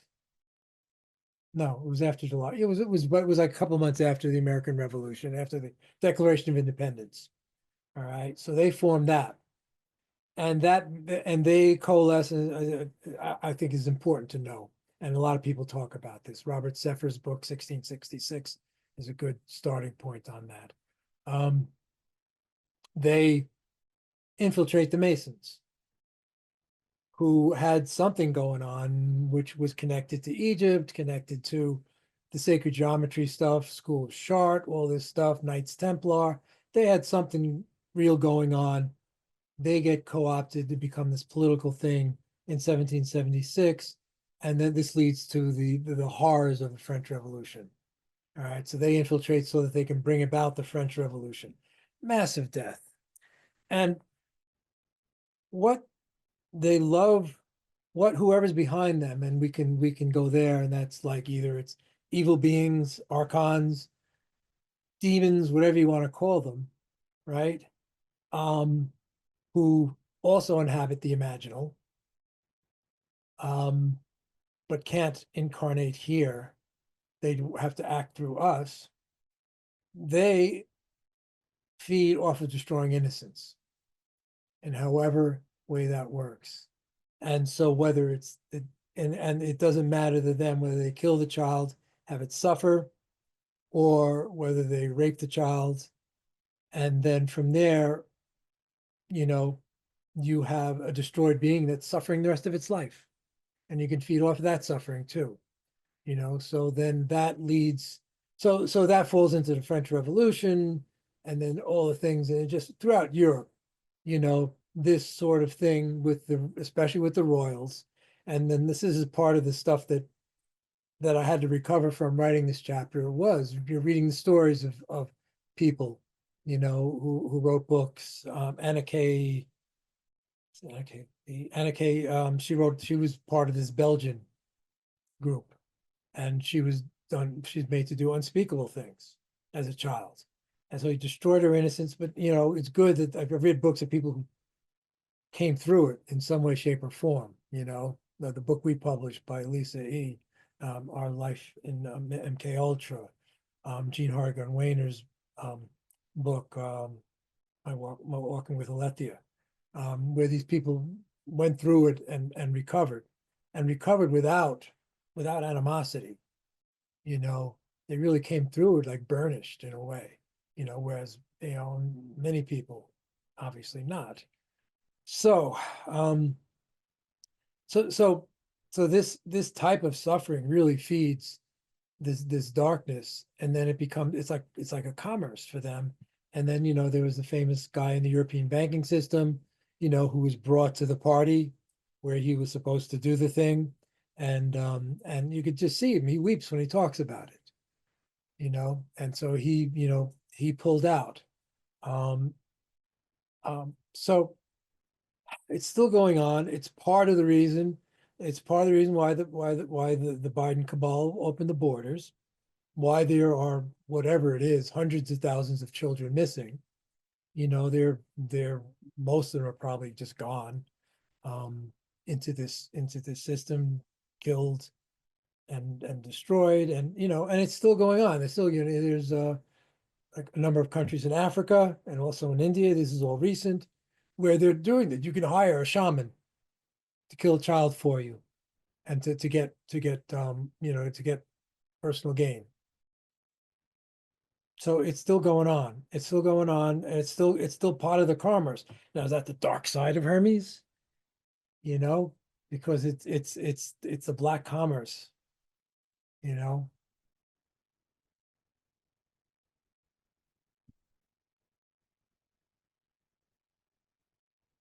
Sorry, I had muted myself because my chimes are going off in the background. Why put that in the book? Well, because it's the end point of the sacrifice. It's Mhm. the you know, the sacrifice of the children is their highest gain, is the deepest, most depraved, and most powerful thing that they can do. And to destroy the innocence of a human life, you know, is like the greatest gain for the darkness. Right. Right? You know, a human life that just comes to this world, you know, our friends who have children are just love looking, you know, that's why we love children, you know, because they And carry something. you can see that depravity being put on our children now through the public schools and Yes. what these children are being taught, and through the internet, and all the porn, and Genital mutilations. yeah, I mean it's all out there. Yes. Yeah, So yeah, and it's pervasive. That's why it doesn't come out. It doesn't come out the numbers. This is you want to know why, you know, all these things are not coming out now. You know, the Epstein files and the JFK files and all the January all the files that are not coming out, you know, is because they point to the people who are doing this. Now, whether they detail it or not, has been talked about, you know, by a lot of brave people have come out with this for a long time. But now it's known. I mean, we all know, and they can't do it at least as much in the open as they used to. I mean, that's a small victory. The fact that the borders closed is stopping it in some sense. And this is why, and sorry, it's deep within the European aristocracy and political aristocracy, which is the same, which is why they're fighting us tooth and nail. You know, when J.D. Vance made the speech, and whatever you think about him, on the surface, it was a brilliant speech, and it was perfect. You know, it's like we don't align with you anymore. This is what you are, and without even saying, about the child traffic and all that stuff. So so it's horrible. So yes, it took me 3 months. I couldn't do anything for 3 months after writing that chapter. yeah, no, that was really, really intense. I'll say though, again, in terms of this book being a mystery school manual, again, back in the day, I mean, and when you're looking at life, there's no coddling. Like these are realities. It's like you have to hold the beautiful and the terrible. You have to know that Yeah. they both exist. And if you won't look at that, then how are we going to clear that? How, what, it just gets to continue to Well, that's it. That's exist. it. Right. And I'm sure you've had friends and we've had friends and, you know, when we would bring it up in semi-polite conversation, you know, when we first started uncovering it, we're like, would you look at the fuck's going on? And, you know, people would say, oh, I can't look for that. It's going to disturb my mind. Yeah. But again, as you say, this is how it continues. Yes, yeah. You ignore it and it continues. If you talk about it, it's the first thing you can do. But what can I do? Well, you can talk about it. You can acknowledge it, and you can say it's real.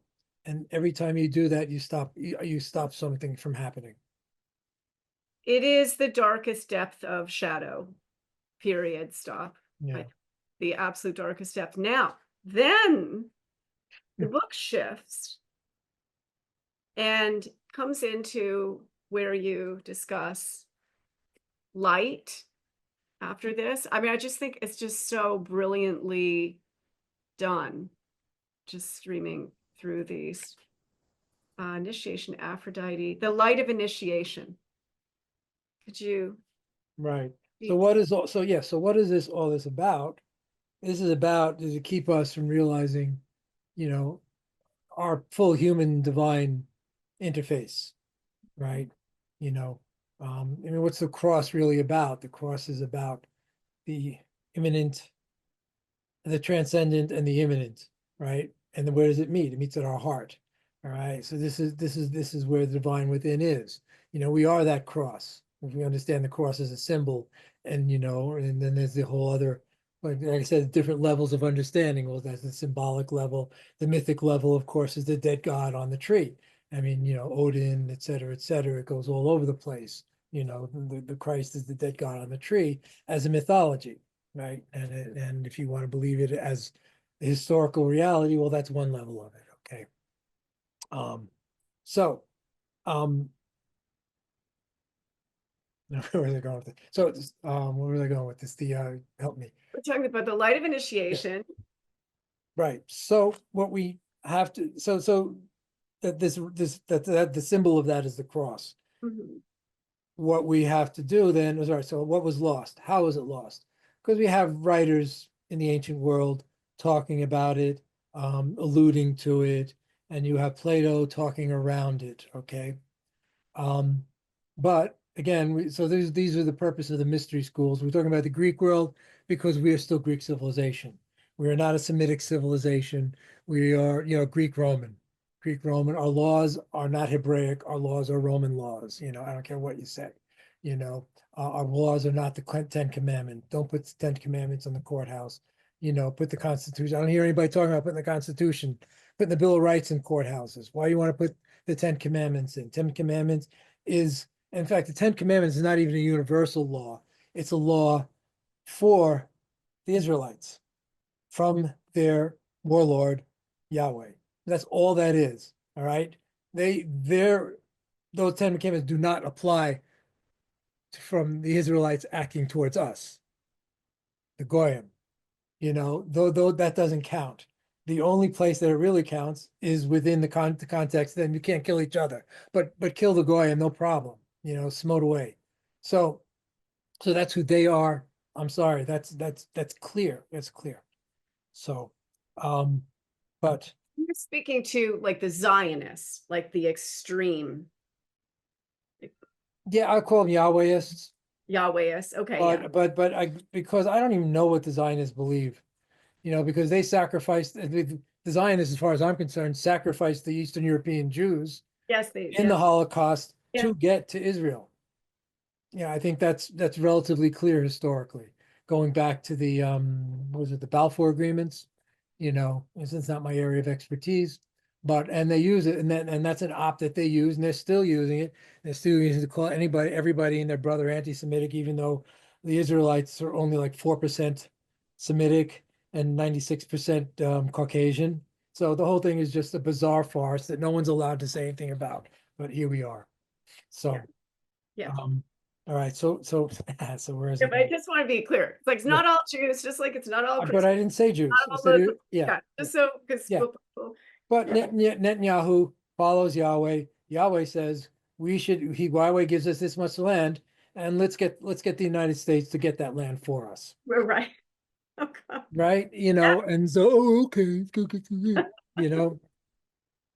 So besides that, but so the initiate so that we are a Greco-Roman world, which was centered on both that sacrificial tradition that we talked about, but then the deeper level, the spiritual level, was the mystery tradition. And it works in a similar way. Like, for example, you did the mystery for the Eleusis, you would actually sacrifice a piglet. On the way, you had to buy a piglet.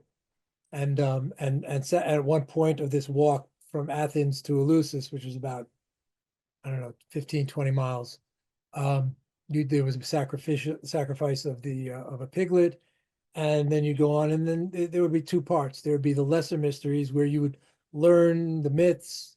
Maybe people don't know what happened. See plays, they really don't know exactly what happened, the songs and all that. So you would learn all the exterior aspects of how this whole thing, of the sacred aspect of the Greek world, okay, which is kind of concomitant to what this book is, right? So it's like you learn the mythic aspect, et cetera, et cetera. So so so that would be the external mysteries, and then a second time you would be brought into the other mysteries. People, they don't know what happened. They know that a brew that was given to them by Demeter called Kykeon or Kukion, Kykeon. People don't know exactly what was in it. There's a pennyroyal, supposedly one of the ingredients. But either way, it was obviously something that altered them somehow or made them open to some kind of vision. So, and then there was a building called the Telestrion. Um, so yeah, so the first part, so the first part is called the Mystays. They were called the Mystays, MYTES, where we get mystery from. And the Mystays comes more or less from the word to keep your eyes shut, like in not and keeping your eyes and mouth shut. In other words, to not reveal anything, but also is like to shut your eyes to the world so that you can see. Um, so and then the second phase is called the apoptoise, and that means to be shown. All right, so you're shown something, right? And you know, so there's various things, like some people think that it was a shaft of wheat that kind of goes from a seed into a shaft of wheat and in front of them, or some sort of magic trick or whatever. But nobody knows. So that's the mystery that no one's revealed, right? But they know, but you kind of get from what they say that it was a light. There's a light involved, and that this light was shown, but it was a particular kind of light. It wasn't just a little flash of lightning. It was a particular dialect. And then if you hear, you know, if you read the mythology, if you run into the goddess, well, there's always a light about her. They always shone with a particular light, right? And it wasn't a light that cast a shadow. You know, it was a shadowless light that illumined from within, right? So so so you can intimate that there was something like that these people see, and it was a living light, and the outcome of encountering this light for the people who went through the Lucian initiations, and there were many similar ones, was that you felt like it was you were better in this world, you had a peace and understanding in this world, and that you had a better afterlife. Right. And why is this? Is because in understanding this light and the communication with light, you understand in some degree your unification with it. Your understanding is that that light is also within you. I think you see it within you. I think that's what the Kaikion, and somehow you go through this whole long ritual to get to the point where you're open to that. You know, did it to happen to everybody? I don't know. Everyone would have their own experience of it, right?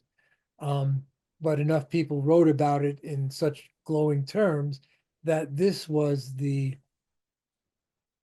experience that unified, you know, the Greek world and the Greek understanding and the Greek understanding of the gods, the Greek relationships with the gods.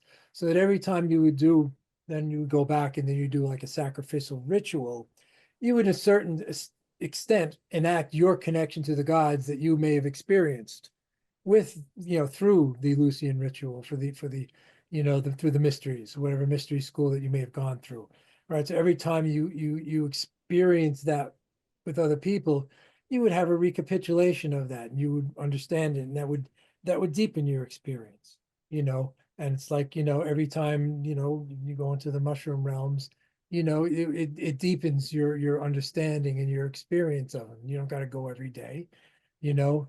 It takes you a year to recover sometimes, you know, and you know, and that should be right, you know, like, you know, not like, you know, these guys who, you know, just go out and take ayahuasca every day for 3 weeks. I don't know, maybe that is helpful in some way. Um, but you know, the entheogenic experience is that. Do you need the mushrooms? Well, maybe not. I've had experiences just doing incubation and going completely into other places, right? So you don't need it, but maybe you need it at first, you know, maybe when I was taking, you know, in college days when I was taking entheogens, that opened you enough, you know, and then the reading of things, you know, this is it. This is what, you know, orchestrates your world around these concepts and this kind of understanding. So there's a light of the mysteries. The ancients wrote about it. Um, One of the few people writing about it now is a guy named John Lamb Lash, who has a book called Not in His Image, um, which which again, and he talks about going into a state, and I'm not absolutely sure. I think he does use mushrooms, and um, he encounters it as a living light, and he's done it to a point where he says you can actually, in a certain sense, converse with it. And for him, this living light is Sophia, is the great mother, is the Magna Mater. You know, it gets, some people call it Gaia, but Gaia is actually a materialistic term coming out of Havelock. Um, you know, but anyway, you can, and that's an experience that you can have of yourself as the earth, as the mother living experience through you. And that's what that light is, I think. Well, and I know. That light is the experience. And then what can happen, and it really scared the shit out of me actually when it happened, it was kind of regular, was that the she looks through you. The only way I can explain it, she looks through your eyes, right? And you're like, and it happened for a while, and I got scared, and she backed off, right? And I quote, there's a poem by Ibn Arabi about that, and it's like, not through my eyes can you see, it's not through your eyes that you see, but it's through my eyes that see through you, so that we overlay to have our experience of individuation, we overlay the divine looking through us, um, by by all these stories and accretions and things like that become this really this dark construct of the world, this materialistic construct of the world. And through that, we are easily manipulated. But if you come from the point of having experienced the divine seeing through you, or even just some sort of encounter where you realize that there's some type of unity between yourself and what we're calling the divine, you don't get fooled again. That's the whole point of the ritual of the initiation. You don't fall for it over and over again, which is what happens. Everybody just falls for it over and over and over again. Complete lie, beginning to end. So this Yeah. is what we need to extricate ourselves, and that's why I write this book, not because I really feel like listening to myself write, because it took 4 years, and it's really, if I come up with an idea for a book, please come put a pillow over my head. I don't need any more. Yeah, 4 years. You're right, not 2 years. Oh my God, I said 2 years. I apologize. No, well, in 1 year of it, almost 1 year of it, I was sick with vertigo from being shed on during the Yeah. during it. So I couldn't write for about a year of that. Wow. And, I mean, I kind of dawdled, but I couldn't. Vertigo is really hard to write with, Oh yeah. you Yeah. know. But so it's personal too, because I was affected by it. Obviously not dumb enough to get the shot, or I won't say dumb, that's bad. Duped enough to get the shot, like many people were. Yeah.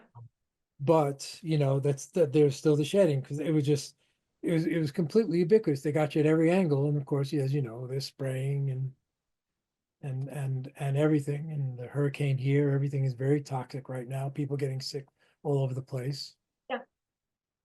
But Steve, this is, I love that chapter very much, the light of initiation, and this whole piece, because everything is being done, and it's been going on for a while. It's especially pronounced now, to not just dim that light, but just blot it out altogether, to remove everything that is sacred, including the family, Hmm. and like real, like intimate love, just like it's all just off the table. And the imagination, the imaginal, all, I mean, just like anything that would connect you Right. with that light. And it's just dismissed, and then, of course, replaced with the AI, the artificial intelligence, which is really hacking people's minds, terribly, and yet you can't kill the light that it is. Exactly. And that's, through COVID, what I remember saying, I mean, I use the term God, but I just, I've never felt so close to God in all my life. Like, I was just like stay in that light, stay in grounded in that connection with the divine, whatever that being or beings is, but to stay connected to that. And that was my guiding light through that time. And now we're in, I mean, I look out my window, it's absolutely beautiful out there. But yet what we're being shown is surreal. I mean, it really is surreal. Yeah. Yeah. And absolutely right. You can't kill the light. Why? Because that light, whether you want to call it Sophia or whatever, this world is not a world out there, and that's a whole other section of the book, and we don't have time for it. But how the world is a construct, Yeah. but it's a construct, it's a divine construct overlaid with a really crappy construct, to put it simply. And the divine construct is nothing but the divine construct in the end. And we talked about being at the beginning. That's all that there is. The being, pure being, that's all that is absolutely, that is all that is real. Everything else is is a trick, and it's a sacred trick, and it's a holy trick. And so we are so you can't kill the light because that light is the source of it. The light is source of all of it, right? The archons and Sophia. That light is the source of all of it. Once you understand, and once you have that sort of understanding of the divine light, and you realize that that light is our experience, it is our life. Our life is that light in each one of us, and it comes through all of us, and we're not separate or anything like that. It's all our experience. And Sophia is experiencing her creation through each and every one of us sensorium. That that is a vision, and I stand by that. So that you can't kill it. That's all there is. You can't kill it. You can cover it up as much as you want. And AI is like the biggest cover and the biggest dupe for it right now. And as I like to call it, it's a vampire. It's banging on everybody's window. Everybody's letting it in. Oh, I'll just do this little paragraph here. It's insidious because that's all they have. They can just take, if you want to say it's archons, it's whatever. They don't have the imaginal, the pure mythic. They rely on stealing from our imaginations. Otherwise, what do they need us here for? If they just want a mechanical world, they could just build a bunch of fake, ducks and have them quack around, and mechanical ducks, wind them up and have at it. They don't need us because we're a pain in the ass. Well, we're unpredictable. you know. So yeah, so they keep us around. They think they keep us around, you know. So there's that passes for optimism for me. Um, yeah, but you said it's real. You got to be real. You got to be real. This is what it is. This is what is, you know. And Well, you I know, would say also, though, you mentioned your humor. I mean, there are times in reading this book, like I just laughed out loud because they're so damn funny, and your wry observations. And they talk about having that black humor, that emergency room humor, right? Like that helps, like, ER doctors and nurses kind of get through the horror that's on the operating table, with just like cracking jokes. mhm, mhm. To me also, it's that light as well. It's like, no, we're going to get you through this, and just, Right, because yes, and because no matter what, and more horrible it seems, there's a trick at the bottom of it, there's a deception at the bottom of it. Um, and people are put in impossible situations, you know. So, um, you know, everyone had it.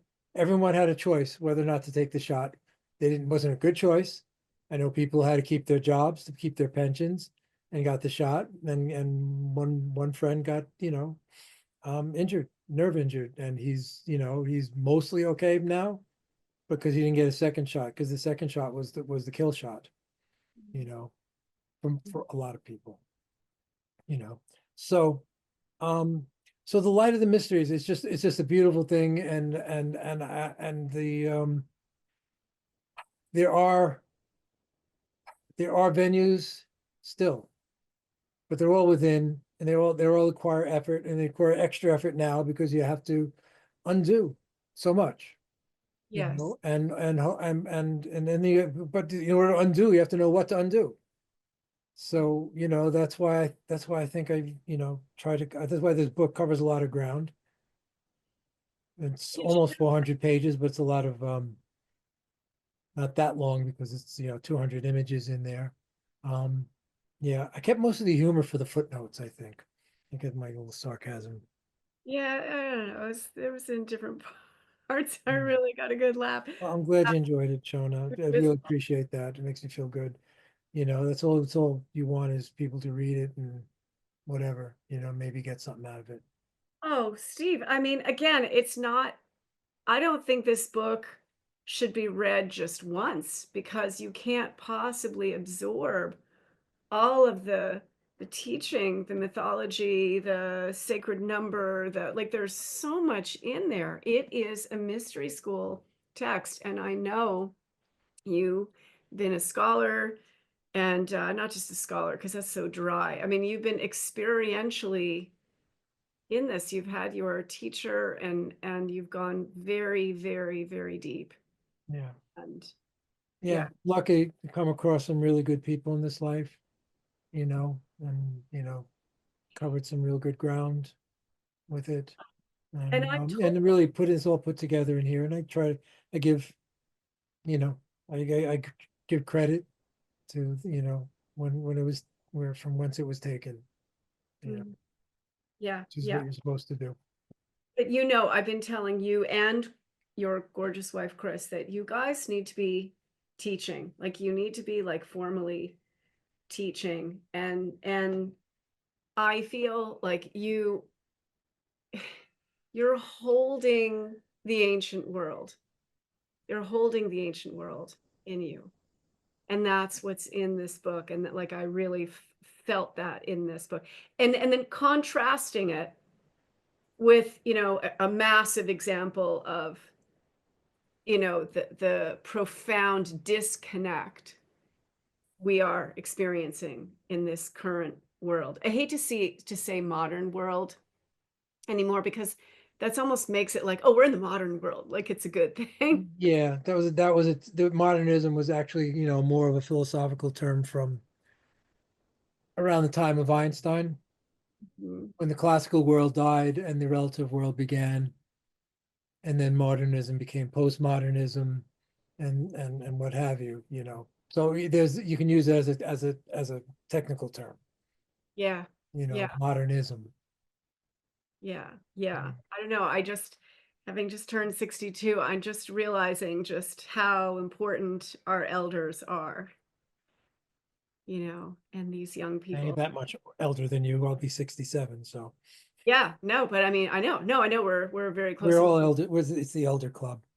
the elder club. Yeah, but anyway, I mean, just people need this wisdom, and that's the other thing too is elders are also dismissed now that we're in, a time where youth is worshipped, and uh, boy, did they have the stage quite a bit during the last few years as well, and what a mess. So Well, we need more like you.